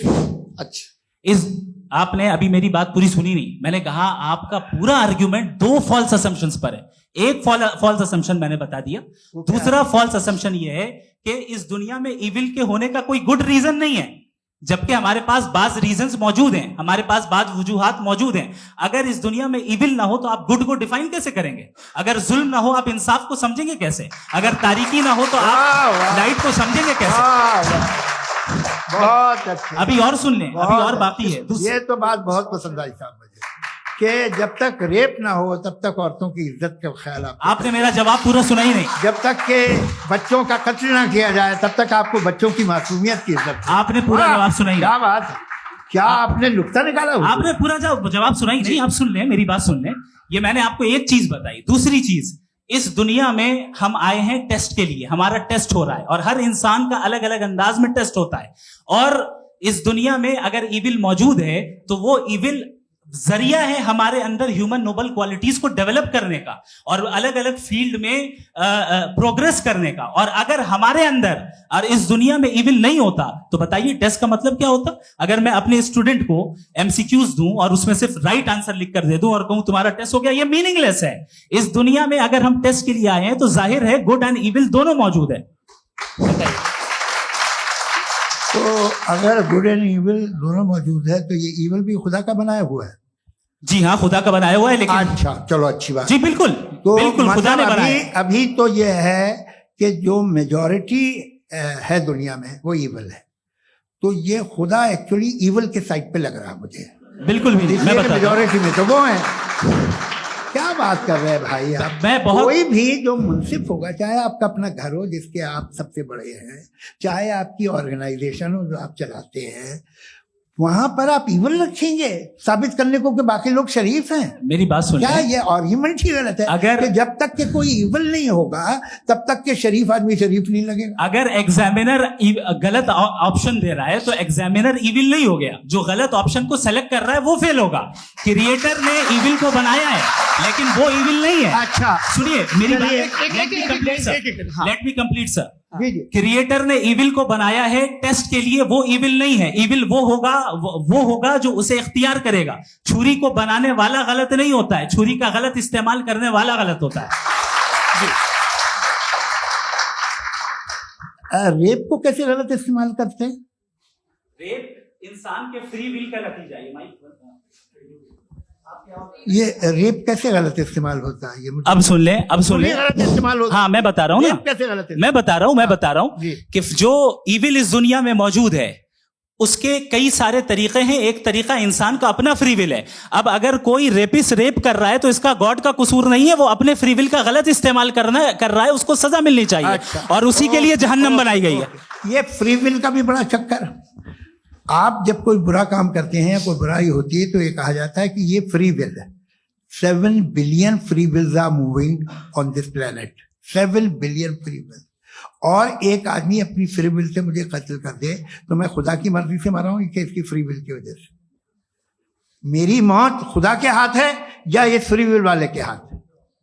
खुदा ने फ्री विल का निजाम बनाया है और उस निजाम का गलत इस्तेमाल करके कोई आपको मार रहा है, इस्तेमाल करके मेरा कत्ल कर देता है। अब मेरी मौत का जिम्मेदार कौन है? वो इंसान जिम्मेदार है। वो इंसान। जी। तो ये कहना कि और उसको सजा मिलेगी। तो अब आप आगे चलिए कि ये तय करना कि अल्लाह ही या अल्लाह ने खुदा ही जिंदगी देता है, खुदा ही मौत देता है, ये गलत है। बिल्कुल गलत नहीं है। हाँ, नहीं, निजाम उसी ने बनाया फ्री विल का। निजाम मौत और हयात का उसी ने बनाया। You are contradicting yourself. अभी आपने कहा कि एक आदमी ने फ्री विल से आपको मार दिया, इसमें उसे फ्री विल दी गई थी, उसने गलत इस्तेमाल किया।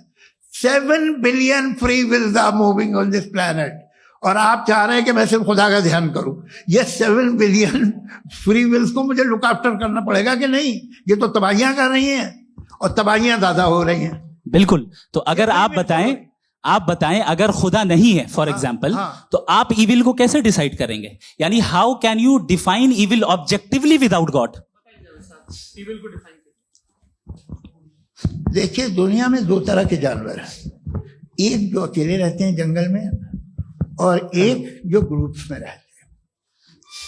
ग्रुप में जो भी रहेगा, चाहे वो आपका फाउंडेशन हो, चाहे कोई क्लब हो, चाहे कोई पॉलिटिकल पार्टी हो, चाहे कोई यूनिट हो, उसमें आपको इंटरैक्ट करने के रूल बनाने पड़ेंगे। यानी लोग तय करेंगे। लोग तय करेंगे। अगर लोगों ने ये तय किया कि किसी का रेप करना सही है, आप जस्टिफाई करेंगे? आपका फाउंडेशन तो ये हो गया ना कि लोग ही विल डिसाइड करेंगे। नहीं। अरे दुनिया में ऐसे ग्रुप्स हैं जो रेप को जायज मानते हैं सर्टेन हालात में। मैं डिटेल में नहीं जानूंगा, आप भी जानते हैं। ये जो आईसिस वाले थे जिन्होंने क्या किया था, तो उन्होंने क्या किया उसका खुदा से कोई ताल्लुक नहीं है सर। मैंने सिंपल सवाल किया कि इविल को आप डिफाइन करते कैसे हैं? आइए वापस आइए जी। आप साथ में तभी रह सकते हैं जब कुछ आप ऐसे उसूल डेवलप करें जिसमें हर एक का बेसिक तहफ़्फ़ुज़, हर एक का बेसिक राइट हो और हर एक को कोई आराम मिले। यही तरीका है किसी भी ऑर्गेनाइजेशन जिसमें एक से ज़्यादा लोग हैं। और वो ऐसे चलती है जिंदगी। उसमें अगर आप गड़बड़ करेंगे तो तबाही होगी, नुकसान होगा, बर्बादियां आएंगी। और अगर उसमें आप घर ले लीजिए ना, एक हस्बैंड है, एक वाइफ है, बच्चे हैं, वालदा भी हैं, 2 बहनें भी हैं, एक भाई भी है।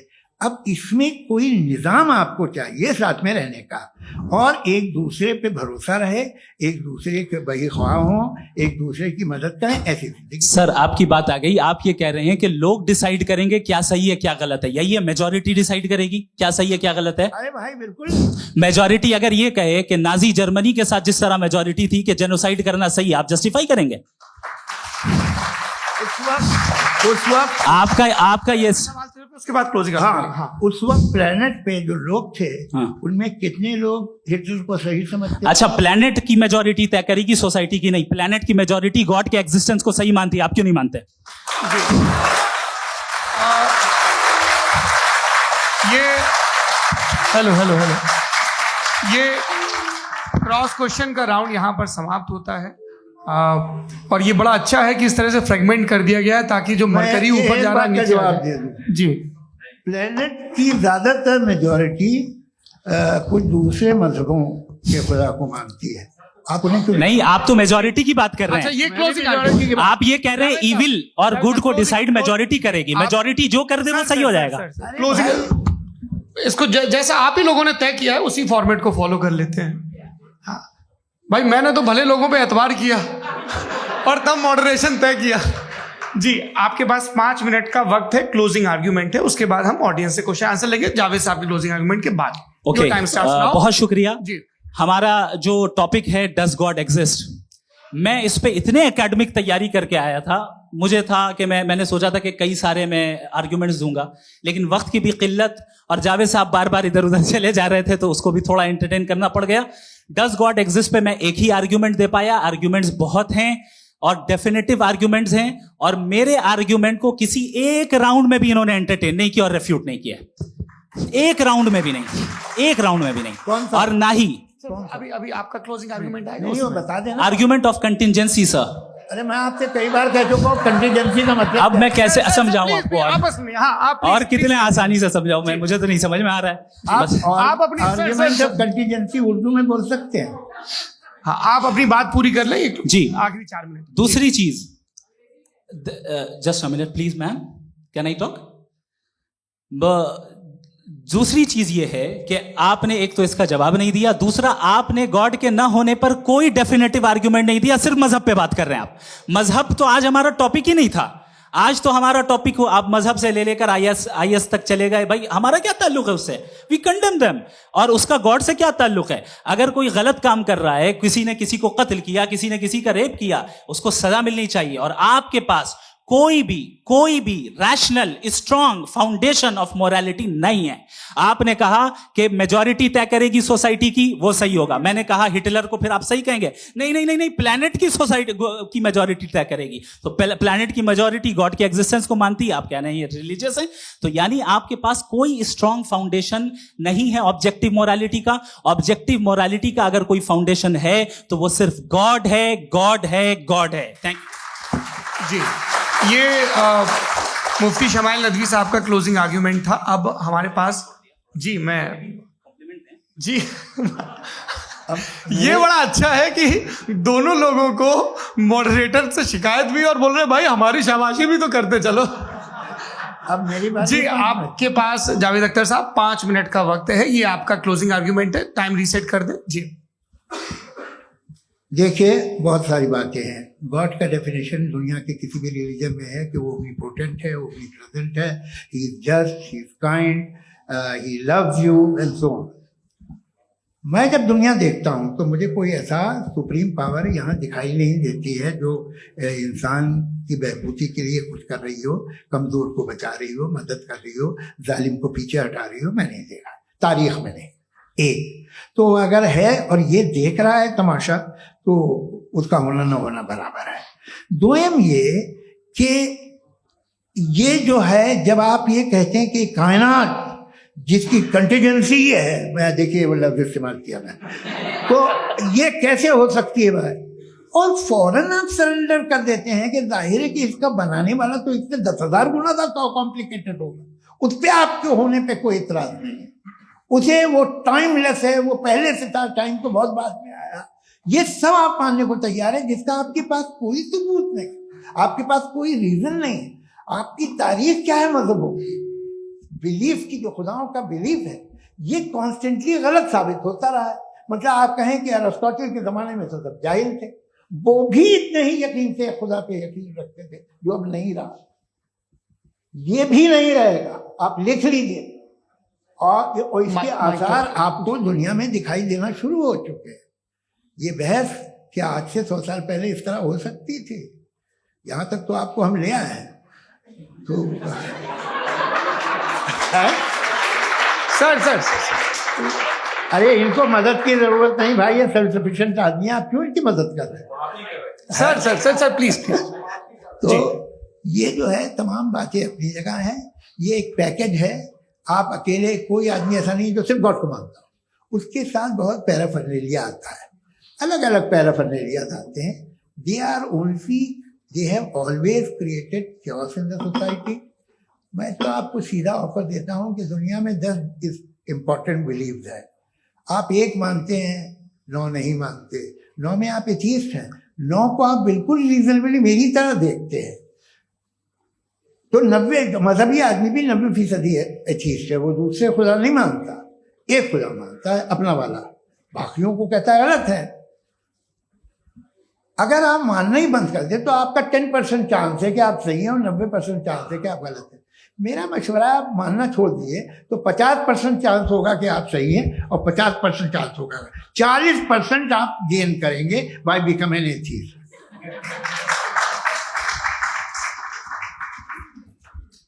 ये एक फरसूदा ख्याल है, ये खत्म हो रहा है, हो सकता है मेरी जिंदगी में ना हो, लेकिन ये हो जाएगा। जो बातें ये इनको आप मेटाफिजिकल, ये वो ऐसे रिस्पेक्टेबल टर्म दे दिए, ये तो उन लोग के हैं जिन्हें ना फिजिक्स मालूम थी ना मेटा मालूम था, ये उन्होंने आपको दिए हैं। जी बहुत शुक्रिया आप दोनों लोगों का। और अब इस बातचीत का आखिरी राउंड शुरू होगा, डज गॉड एग्जिस्ट की ये बहस मुफ्ती शमाइल नदवी और जावेद अख्तर साहब के बीच। आप लोग अपने अपने हाथ ऊपर करेंगे, मैं यहाँ से तय करूंगा। और माइक हमारे पास है क्या? एक ही माइक है ऑडियंस के लिए? 2 माइक है, एक इस तरफ एक इस तरफ, ठीक है। तो जी सबसे पहले हमारी सहयोगी है मारिया शकील जी, पूछिए सवाल। थोड़ा सा रुकेंगे ताकि कैमरे का फ्रेम आप पर आ जाए, आपकी तो प्रैक्टिस है टीवी की। जी नदवी साहब, मैं खुदा को मानती हूँ, पहले मैं इसी प्रमाइस से शुरू कर रही हूँ और ये बता रही हूँ आपको, मैं मानती हूँ, लेकिन कुछ सवाल हैं जो जावेद साहब ने उठाया, उसका जवाब आपको देना चाहिए। पहला सवाल ये कि गजा में सालों से छोटे बच्चे मर रहे हैं, वो उनको, अगर खुदा मर्सीफुल है, हम मानते हैं कि अल्लाह ताला में बहुत ताकत है, तो वो बच्चे क्यों मर रहे हैं? दूसरी बात ये कि अगर कंटिजेंसी की जो आप बात करते हैं, पूरे मुस्लिम ममालिक मिल करके भी उन गजा के बच्चों को क्यों नहीं बचा पा रहे हैं? क्योंकि अगर वो चाहते, क्योंकि अल्लाह ताला उन पर हुकूमत करते हैं, सब पर हुकूमत करते हैं, तो वो उनको क्यों नहीं बचा? जी थैंक यू वेरी मच। बहुत अच्छा किया आपने इस चीज को जिक्र कर दिया, मैं इसको और अच्छे से एक्सप्लेन करने की कोशिश करता हूं। देखें, जहां तक आपने कहा कि गजा के बच्चों को मारा जा रहा है, देखें 2 वर्ल्ड व्यू है, एक एथीस्टिक वर्ल्ड व्यू, एक थीस्टिक वर्ल्ड व्यू है।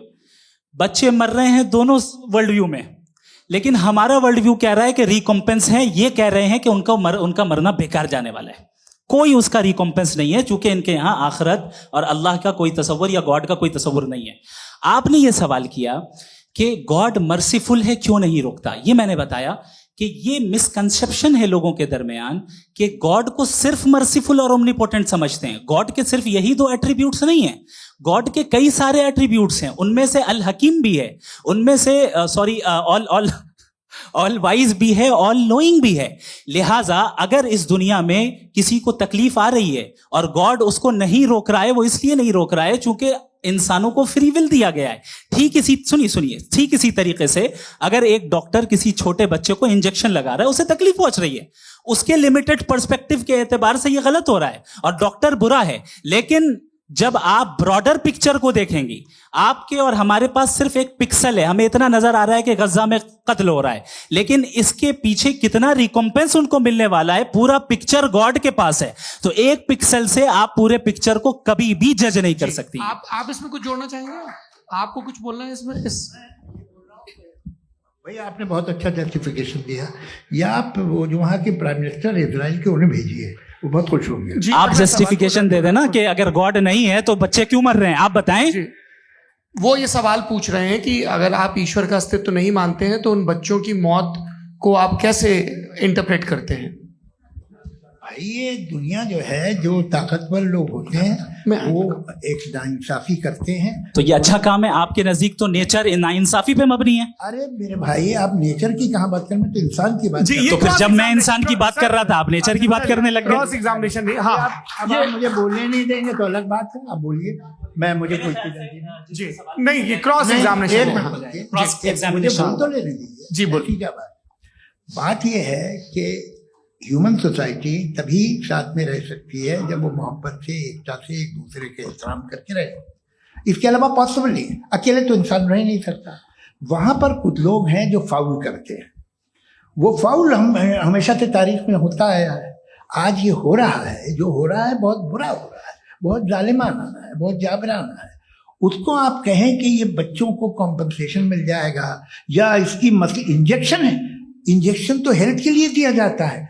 आप ये कह रहे हैं कि ये बच्चों की जो धज्जियां उड़ रही हैं ये इंजेक्शन है, ये टेस्ट है, ये टेस्ट है, और उस टेस्ट में उनको ऐसा रिकॉम्पेंस मिलेगा जो आपके तस्वुर के बाहर है। ये आप 3 बरस के बच्चे को बारूद से उड़ा के टेस्ट ले रहे हैं। वाह, वो नहीं ले रहा है, खुदा नहीं उड़ा रहा है, इजराइल उड़ा रहा है। जी, ये तो उसको कंडेम करें। अगला सवाल लेते हैं प्रोफेसर पुरुषोत्तम अग्रवाल।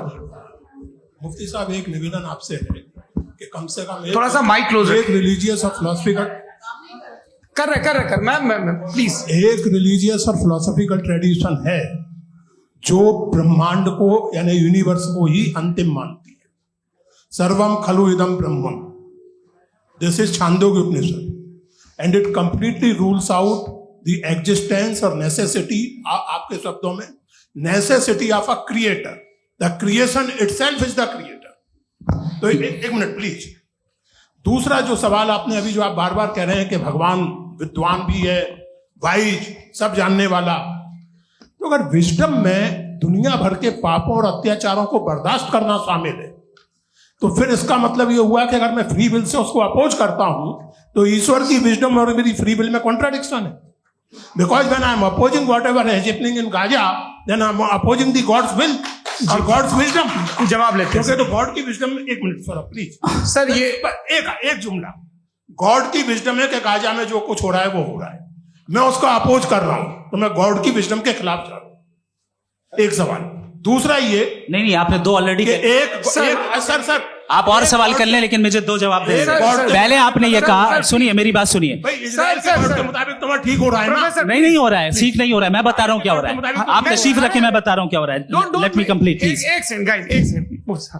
ये देखिए, ऐसा है कि ये सब बड़ा आपस में विचार विमर्श के बाद ये तय हुआ था कि कुछ नियम बना लिए जाएं ताकि एक टाइम बाउंड बातचीत चले।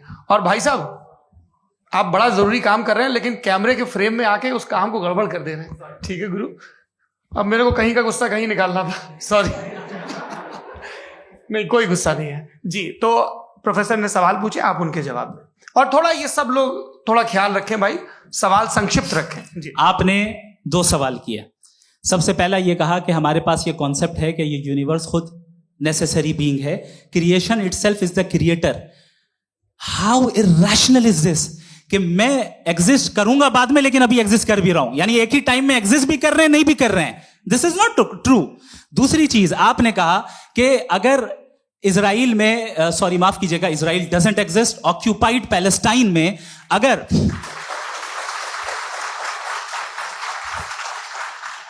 ऑक्यूपाइड पैलेस्टाइन में बच्चों को मारा जा रहा है फ्री विल की वजह से और गॉड नहीं रोक रहा, ये कॉन्ट्रडिक्शन है। ये बताइए कि एक एग्जाम में एक बच्चा गलत आंसर लिख रहा है, सुनिए, एग्जामिनर चाहे तो रोक सकता है, क्यों नहीं रोक रहा है?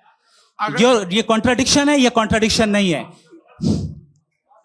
नहीं सर, ये आपस में जी, ये क्या आपका सवाल?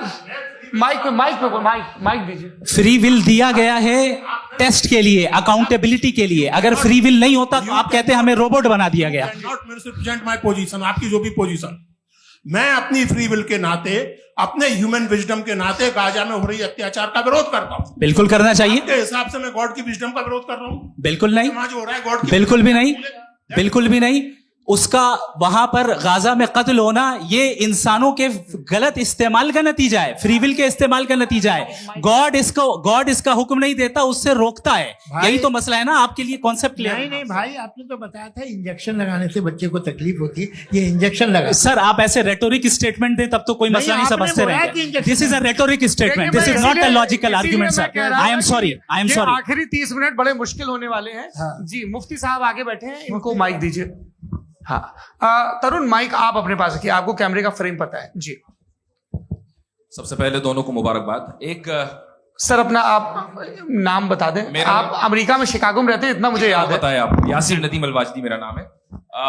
जावेद सर, आपसे क्वेश्चन है इन्फिनिट रिग्रेस के ताल्लुक से। एक हाइपोथेटिकल सिनेरियो है, मसलन अगर आप सर माइक थोड़ा सा प्लीज क्लोज रखिए। ओके। जी, अगर आप शायर इसलिए हैं कि आपके कोई उस्ताद शायर थे, और वो इसलिए शायर थे कि उनके कोई उस्ताद शायर थे, और इसी तरीके से हम माजी में पीछे चलते चलते चले जाएं और कहीं ना रुके, तो माफ कीजिएगा आप कभी शायर नहीं हो सकते। लेकिन आप शायर हैं, आपका शायर एग्जिस्ट करता है, इसका मतलब यह है कि आप कहीं ना कहीं रुके हैं। तो मेरा सवाल यह है कि क्या आप इन्फिनिट रिग्रेस ऑफ कॉजेस को लॉजिकल फैलेसी मानते हैं या नहीं मानते? हाँ या ना? मैं इन्हें लॉजिकल फैलेसी नहीं मानता हूँ, लेकिन मेरा प्रॉब्लम यह है कि जब मैं नहीं मानता हूँ तो I will continue with this logic जो फैलेसी नहीं हो। आप एक जगह रुक जाते हैं जाके, आप कहते हैं ये गेंद कैसे बनी, ये जजीरा कैसे बना, ये समंदर कैसे बना, ये जमीन कैसे बनी, और अचानक गॉड पे जाके आपको ब्रेक लग जाता है।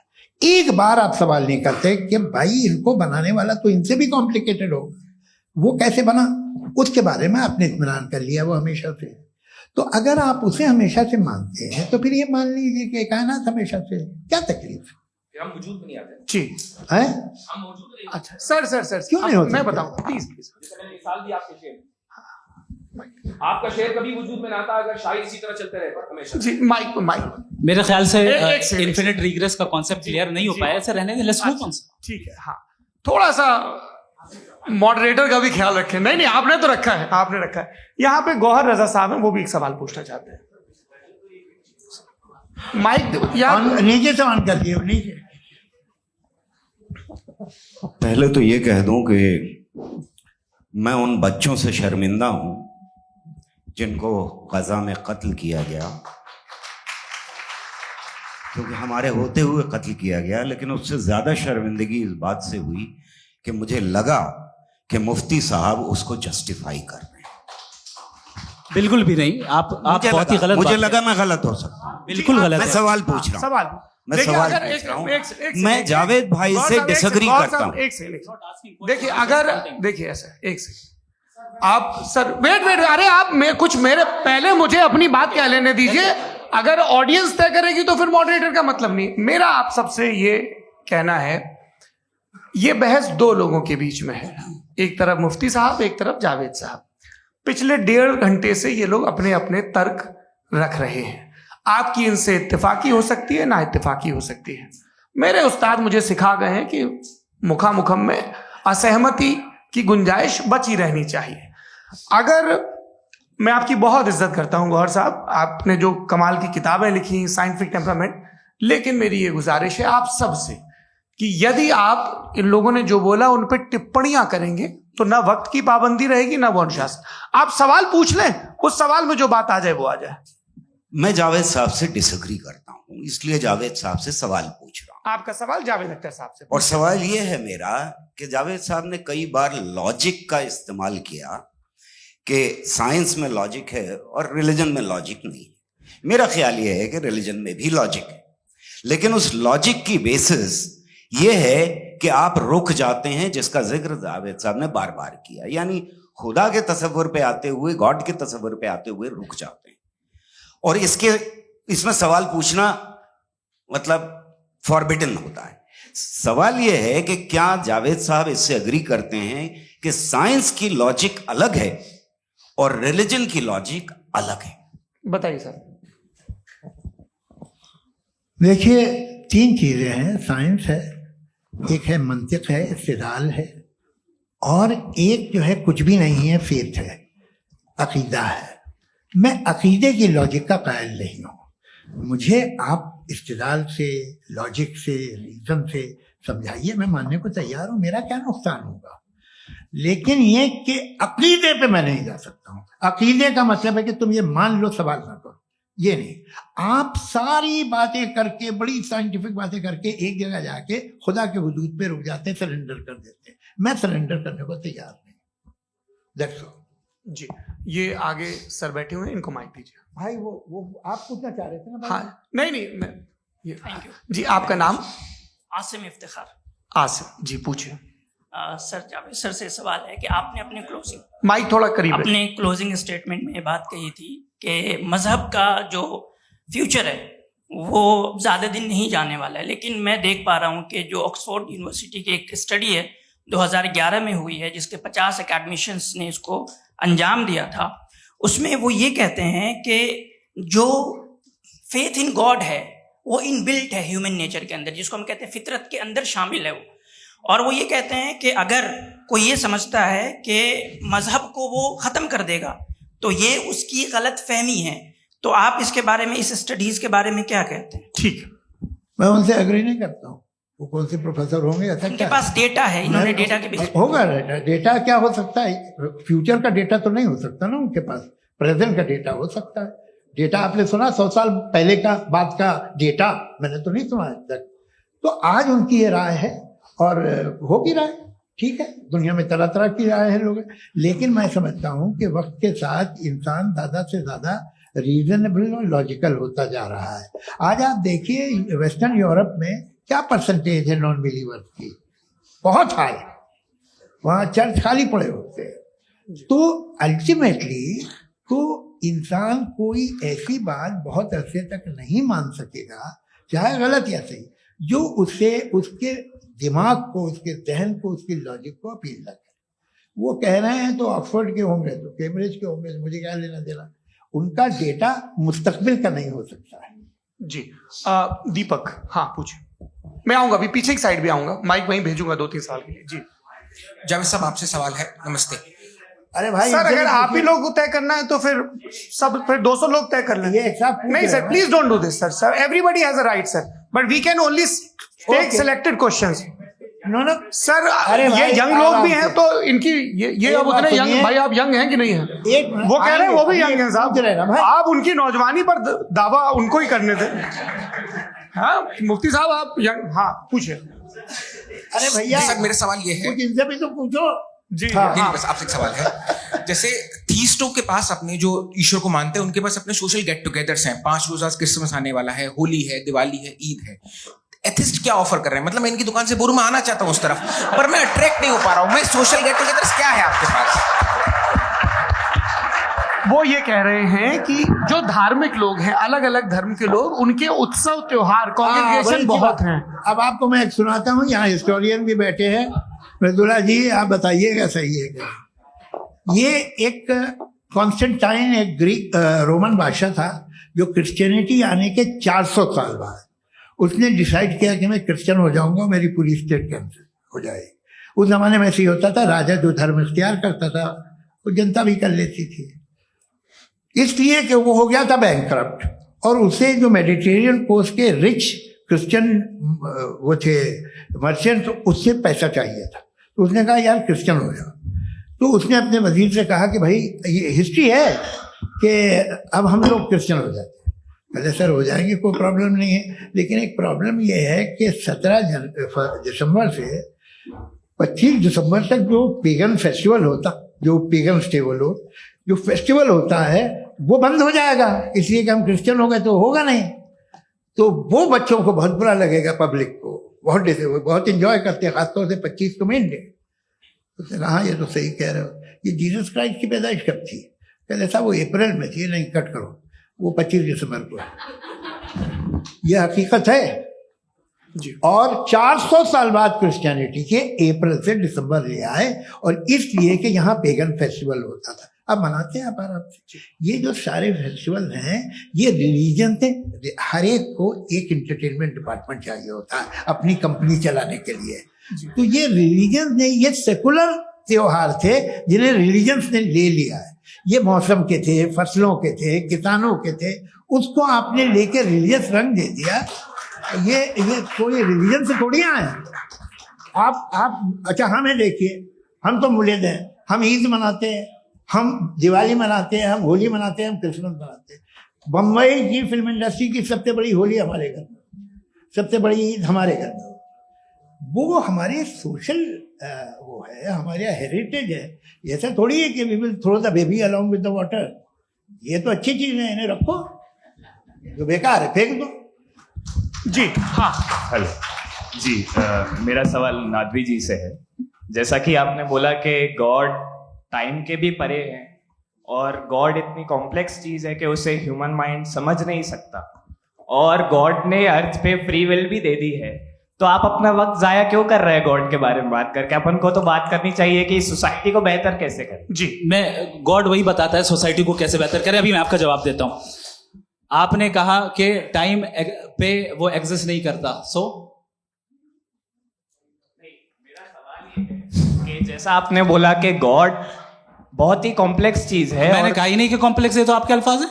कॉम्प्लेक्स का लफ्ज गॉड के लिए सुइटेबल नहीं है। क्यों? क्योंकि कॉम्प्लेक्स वो चीजें होती हैं जो ऑब्जेक्ट हो। God is not an object जिसको आप इंस्ट्रूमेंट के जरिए लेबोरेटरी में जाके टेस्ट करें, oh it's very complex. No, वो कोई कार का इंजन नहीं है। मेरा वो फिलोसॉफिकली नेसेसरी बीइंग ऐसी बीइंग है जो सिंपल बीइंग है। हाँ, आप उसको मुकम्मल तौर पे उसकी तमाम हिकमतों को जान ले और हर चीज को जान ले, ये पॉसिबल नहीं है, क्योंकि वो ऑल वाइज है, आप ऑल वाइज नहीं है, और वो खुदा है, वो आपको सारी चीजें बता दे, ये जरूरी नहीं। मेरा सवाल ये नहीं था, मेरा सवाल ये था कि जब गॉड इतना परे है इस दुनिया से कि उसने अर्थ पे फ्री विल भी दी है, हम सब ह्यूमंस की फ्री विल है, और जो सोसाइटी में हो रहा है वो अपन लोग डिसाइड करेंगे, तो अपन लोग डिसाइड नहीं करेंगे ना, अपन लोग डिसाइड नहीं करेंगे। गॉड जो है, गॉड ने वो उसकी जात, उसकी एग्जिस्टेंस टाइम एंड स्पेस से परे है, लेकिन वो हमारा टेस्ट ले रहा है और उसी गॉड ने हमें बताया कि तुम्हें क्या करना है क्या नहीं करना है, तो जाहिर है उस गॉड की बात सुनेंगे ना। वो पीछे एक चश्मा लगाए जो मैम खड़ी हैं, उनको दीजिए। हाँ आप जी जी बिल्कुल आएंगे। देखिए मैं कोशिश कर रहा हूँ सब तरफ जाने की। हाँ उनको दीजिए माइक जी। हेलो सर, मैं ओमनी प्रेजेंट नहीं हूँ, टाइम पाबंद हूँ, और जहां तक कोशिश कर सकता हूँ करूंगा। जी अपना नाम बताइए। मेरा नाम उर्सुला है, मैं दिल्ली यूनिवर्सिटी की एक स्टूडेंट हूँ और मैं स्टूडेंट फेडरेशन ऑफ इंडिया से हूँ। मेरा सवाल मुफ्ती जी से है कि इस हॉल के इस कमरे में बैठ के हम लोग रेप की मोरालिटी के बारे में फिलोसफिकली बात तो कर सकते हैं, बट असलियत ये है कि रोजमर्रा की जिंदगी में औरतें रेप के थ्रू गुजरती हैं, और हम लोग सिर्फ नंबर्स पे इस तरह नहीं देख सकते, क्योंकि कितनी औरतें हैं इन कंट्रीज में जहां पे आप बता रहे हैं कि केसेस कम हैं, जिनका एक्सेस है कि वो जाके केस फाइल कर सकें। कितनी औरतें हैं जो जिनको काम करने की आजादी है उन कंट्रीज में। यूरोप में ये आजादी आ गई, यूरोप में ये रूल्स आ गए, तो हम आज उसके बारे में बात कर पा रहे हैं। जी जवाब। आपने ये कहा कि कमरे में बंद होकर हम लोग इस पर फिलोसफिकली बात कर सकते हैं, लेकिन हकीकत में क्या हो रहा है, वो ग्राउंड लेवल पे क्या हो रहा है, जो बहुत गलत हो रहा है, और वो सफर कर रही हैं। आई एग्री, बहुत गलत हो रहा है, और जो गलत हो रहा है उसको हमें रोकना है। और क्यों रोकना है, वो गलत क्यों है? हमारे पास इसका ऑब्जेक्टिव फाउंडेशन है, इनके पास उसका ऑब्जेक्टिव फाउंडेशन नहीं है। मैं ये कहना चाह रहा हूं कि जहां पे भी जुल्म हो रहा है, जहां पे भी औरत पे जुल्म हो रहा है, या उसकी इज्जत लूटी जा रही है, या उसे तकलीफ पहुंचाई जा रही है, और सिर्फ औरत नहीं, किसी इंसान के ऊपर भी जुल्म हो रहा है, तो उसके खिलाफ खड़ा होना, ये मोरालिटी हमारे पास गॉड के पास से आई है। वरना जावेद साहब तो कह रहे हैं कि जो है मेजॉरिटी डिसाइड करेगी, तो मेजॉरिटी तो कभी भी बदल सकती है। क्या आप ये थोड़ी सी आपको गलतफहमी है। मैं अगर मेरे जुमले से ये मदनत निकला या मैंने कहा, तो ये जुमला मैं वापस लेता हूँ, ये मेरा मतलब ही नहीं था कि मेजॉरिटी डिसाइड करेंगे। मेजॉरिटी डिसाइड करे तो दुनिया में बड़ी, वैसे आपने कहा था ये जुमला। अच्छा हो सकता है, मैं मान रहा हूँ, बाद में रिकैप कर लेंगे। एक मैं अपनी एक्सप्लेनेशन मुनासिब बात यह है कि हम सब के सब दिल में जानते हैं कि क्या अच्छा है क्या बुरा है, हमें पता है अच्छी तरह से। जो लोग बुरे काम करते हैं उन्हें भी मालूम अच्छा क्या है।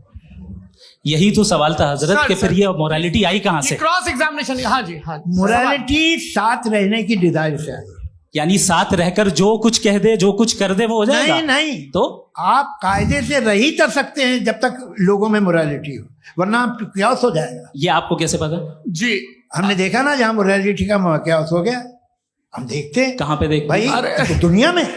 आप जो ये- कह रहे हैं आप एक अभी कहीं मैं पे आप अगर लोगों गलत को हो इस- रहा है इस बहस तो के उसको बाद आप में आप गलत लोगों देखिए। को आप क्या- सर, मुफ्ती आप साहब, मैं- एपिस्टेमोलॉजी की मुफ्ती बात साहब, कर रहे हैं, मैं ऑन्टोलॉजी अरे की बात मुफ्ती कर रहा साहब, हूँ। मैं इस बहस के फाउंडेशन बाद क्या आप है? दोनों लोगों को चाय पे फाउंडेशन होस्ट करूंगा, वहां पे क्रॉस एग्जामिनेशन कर लीजिएगा। अभी ऑडियंस का हक मार रहे हैं आप लोग भाई, सर जस्ट लोग हैं आप लोग। और ये भाई ये जी। ये हाँ बच्चे- उधर आएंगे, उधर इनको आएंगे। भी। जी सर आएंगे अच्छा सर मेरा नाम लईकुर रहमान है और मैं अलीगढ़ मुस्लिम यूनिवर्सिटी का स्टूडेंट हूँ। और जहाँ तक मुझे पता है कि sir you are also product of Aligarh Muslim University. मैं भी उसी चमन का बुलबुल हूँ। हाँ सर, तो बहुत खुशी हुई मुझे जान करके कि मैं आपसे मिलूंगा। सवाल सर मेरा सवाल यह है, सर सैयद अलैहि रहमा का नजरिया यह था कि खुदा के वजूद को अकल के दायरे में रह करके तलाश करना, न कि पूरी तौर से उसका इनकार कर देना। Sir how will you define it? नहीं तो ये तो आप इन्हें बताइए। ये सर, असल सवाल में रह आपसे। के खुदा का वजूद साबित कर रहे हैं। नहीं तो सर आपने सर सैयद इनकार ने मना किया। कर रखा है, इस वजह से मेरा क्वेश्चन उन्होंने यही सर से एक सेकंड, सर सैयद ने यही कहा ना कि जी। अकल से आप खुदा के वजूद को हाँ। साबित नहीं कर सकते, यही कहा ना भाई। वो उन्होंने कहा कर सकते हैं और वो कर दिया गया आज। हाँ, वो फोन दो। तलाश करना या साबित करना अकल से अकल से नहीं सर हो सर अरे सवाल तो सुन लीजिए जी। अकल से नहीं हो सकता है, यही कहा ना आपने। अकल से हो सकता है। अरे वो यही कह रहे हैं भाई, आप बता रहे हो सकता है, वो तो कुछ और। आप अगर सर देखो नौजवान, फोन ले लो, इतनी कमाल की यूनिवर्सिटी है। अरे भाई दे दो मेरी ना बात जरा तो- एक मिनट, अरे दे दो मेरे भाई माइक। मेरी बात सुनो, नहीं, माइक मैं पे समझ- बोलो ताकि जो लाखों लोग देख रहे हैं। माइक दे दो ना। अरे देंगे ना माइक, तुम ठहरो तो। हाँ सर मेरा सवाल ये था कि सर सैयद अलैहि रहमा का एक नजरिया था अपना कि खुदा का जो वजूद है उसको अकल के दायरे में रह करके तलाश करना है, न कि पूरे तौर से इनकार कर देना है। ये उनका कॉन्सेप्ट था। लेकिन मेरा सवाल ये है कि आप इसको कैसे डिफाइन करते हैं, एक्सप्लेन कैसे करेंगे? मैं आपसे जानना चाहता हूँ, क्योंकि you are the product of Aligarh Muslim University. मुझे अकल के दायरे में रख के मैंने बहुत तलाश की, मुझे मिला नहीं। हाँ ये इधर उधर वो चश्मा लगाए जो, हाँ उनको दे दिया।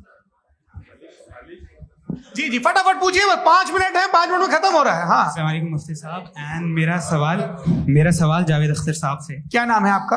अरे भैया सब मुझे तो पूछ रहे हो यार। फैज फैज पूछिए फैज साहब। तो मेरा सवाल ये है कि अभी जो एथियस्ट है वो problem of evil argument use कर रहे हैं अगेंस्ट मुस्लिम्स, राइट? कि इस दुनिया में इतना सारा इविल है और अगेंस्ट मुस्लिम तो यहाँ अगेंस्ट थियस्ट। हाँ थोड़ा सा करेक्ट कर लीजिए भाई, पूरी मशक्कत ही इसी बात की थी कि किसी एक मजहब पे बात न टिके।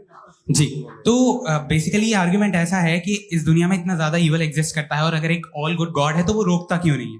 लेकिन इस सवाल में एक हिडन अजम्पशन ये है कि इस दुनिया में इविल एग्जिस्ट करता है। अब एथियस्ट ये कैसे ऑन्टोलॉजिकली प्रूव कर सकते हैं कि इस दुनिया में इविल एग्जिस्ट करता है? मैं आपको बताता हूँ, थोड़ा सा समझा। नहीं सर आप हम लोग इनको सुनने आए। नहीं please don't do that. I want to explain ontologically. नहीं हम समझ गए सर, इनको अब जवाब देने दीजिए। अच्छा सवाल पूछ लो। मैं अभी तक क्या था वो मैं थोड़ा सा ऐड ऑन कर लेता हूँ। तुम गुरु, तो हम जब इसका राउंड 13 करेंगे ना तब तुमको स्टेज पे बिठाएंगे। जी तो हाँ जल्दी से। तो देखिए एथियज्म के हिसाब से सब कुछ रैंडमली बन गया है, सब कुछ एटम्स और मॉलिक्यूल्स है। एक पत्थर में और मुझ में सिर्फ इतना फर्क है कि हम लोग एटम्स और मॉलिक्यूल्स का अलग अलग रीअरेंजमेंट है। अब एक पत्थर को कोई इंसान तलवार से 2 टुकड़ों में काट दे या मुझे, according to atheism it is same. There is no evil and good according to atheism. जी अच्छा फैज साहब का सवाल ये है कि हाँ कोशिश भी करते तो इससे गलत सवाल नहीं कर पाते। एक लाइफ फॉर्म है और लाइफ फॉर्म में फीलिंग है, मतलब लाइफ फॉर्म सुनता है, देखता है, टेस्ट कर सकता है, फील कर सकता है। तो उसकी जो ये जो क्वालिटी इस बबल में आ गई है वो जानवर में भी है, इंसान में भी है। तो जाहिर है कि उसे कोई तकलीफ पहुंचेगी, तो चूंकि उसके पास वो सेंसिटिविटी है तो मैं करेगा। पत्थर में वो सेंसिटिविटी नहीं है। तो ये क्या सवाल हुआ कि अगर पत्थर को काटा तो पत्थर को तकलीफ नहीं होती, तो आपको काटे तो आपको क्यों तकलीफ हो? बैठ जाइए। जी हाँ अगला सवाल। हाँ पूछे पूछे पूछे। जी जावेद अख्तर साहब, अरे भैया, सब आप लोग मुफ्ती साहब को छोड़ रहे हैं तो मेरे ही पीछे पड़े हैं क्या? फिर चलो बोलो भाई। you asked how God can exist when children die in Gaza. हाँ, You asked how God can exist when children die in Gaza, and you also mentioned the rise of atheism in Europe. But the same events also are leading many atheists and non-believers to turn towards faith. How do you interpret this contradiction, where suffering pushes some away from God, yet brings others closer to belief? देखिए, आपको एक बात बताऊं, दुनिया perfect तो कहीं भी नहीं है, हर जगह कुछ खामियां हैं। बेटा एक मिनट, मैं आप ही को कहेंगे, देखो वो तो कुछ खामियां, कमजोरियां, खराबियां सब जगह है। लेकिन अगर देखोगे ईमानदारी से कि दुनिया सबसे ज़्यादा महज़ब कहाँ है, एक आम शहरी को कहाँ हुकूक हासिल हैं, वो बोल सकता है, अपनी मर्जी से काम कर सकता है, अपनी मर्जी से राय दे सकता है, हुकूमत के ख़िलाफ़ बोल सकता है, बरसरे इख्तिदार लोगों के बारे में बोल सकता है, सरमायादारों के ख़िलाफ़ बोल सकता है। तो आपको ये स्कैंडिनेवियन कंट्रीज़ में मिलेगा, वेस्टर्न यूरोप में मिलेगा। मैं नहीं कह रहा वो परफेक्ट है, बिल्कुल नहीं, वहाँ बहुत खराबियां भी हैं, परफेक्ट तो कोई।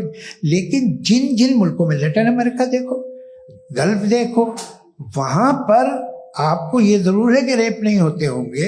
रेप की ज़रूरत क्या है भाई? उसको तो ख़रीद लो, घर में रखो, तो सड़क पर रेप करने की क्या ज़रूरत है? मगर सुनिए सुनिए सुनिए, मगर हकीकत ये है कि वहाँ शख्सी आज़ादी राय देने की, बोलने की नहीं है। जी, ये एक आखिरी सवाल मुफ्ती साहब से। हाँ मैम, इनको माइक दीजिए। शुक्रिया। मेरा नाम मनीषा है, मैं हरियाणा से आई हूँ। मैं मुफ्ती साहब से एक बात पूछना चाहती हूँ। आप बार बार जावेद साहब को कॉन्ट्राडिक्ट तो कर रहे हैं कि आपने ये कहा, लेकिन आप भी assumptions के बेसिस पे बात कर रहे हैं। आपने खुदा के होने का कौन सा प्रूफ पेश किया है, खुदा की एग्जिस्टेंस का? अब इस सवाल को अलग रहने दीजिए, कौन एथीस्ट है कौन नहीं है। और दूसरी बात जो आपने एक छोटी सी कही थी कि ये फ्री विल का इस्तेमाल करता है इंसान अपनी, लेकिन इस फ्री विल का इस्तेमाल में मतलब खुदा ने ये दे दी सबको ये इजाजत कि वो कितना घिनौनापन और कितनी ज्यादा खराब से खराब तरीके इस्तेमाल कर सकते हैं। जवाब सुनते जी। आप फ्री विल को मानती है ना, या अब कहती है कि फ्री विल नहीं है ना? मानती है ना? तो अब आपके पास इसका कोई एक्सप्लेनेशन नहीं है कि अगर एक इंसान उस फ्री विल का इस्तेमाल करके गलत काम कर रहा है और बच के अच्छी जिंदगी गुजार के निकल जा रहा है, उसका कोई रिकम्पेंस नहीं है। हमारे वर्ल्ड व्यू में जो इंसान गलत काम कर रहा है उसको भी रिकम्पेंस यानी उसका बुरा बदला मिलना है, और जो सही काम कर रहा है उसको सही बदला मिलना है। लिहाजा जो फ्री विल है वो इस तरीके से है कि एक लिमिटेड टाइम तक खुदा ने मोहलत दी। ऐसे नहीं कि छूट दे दी, जो करना है करते रहो हमेशा। वक्त आएगा जब एग्जाम का टाइम खत्म होगा तब रिजल्ट आएगा, दौराने एग्जाम जबरदस्ती आपको नहीं बताया जाएगा। अरे भाई एक सेकंड, जी, एक सवाल मुफ्ती साहब से मेरा। सर मैम मुफ्ती साहब से जी एक जी, सवाल। हाँ, मैम रुक जाइए, आपसे फोन, आप इसके बाद आपसे यही रहेंगे वो। हाँ बोलिए। मैं मुफ्ती साहब एक ही सवाल करता हूँ कि अगर जो हो रहा है फ्री विल से हो रहा है और एक दिन बरोज़ क़यामत इंसाफ होगा मैशर में वगैरह वगैरह, तो दुआ क्यों मांगते हैं लोग? दुआ मांगते हैं इसके मतलब है अभी भी उसने ये डिपार्टमेंट रखा है कि मैं रोजमर्रा की जिंदगी में बिल्कुल बिल्कुल ही कैन।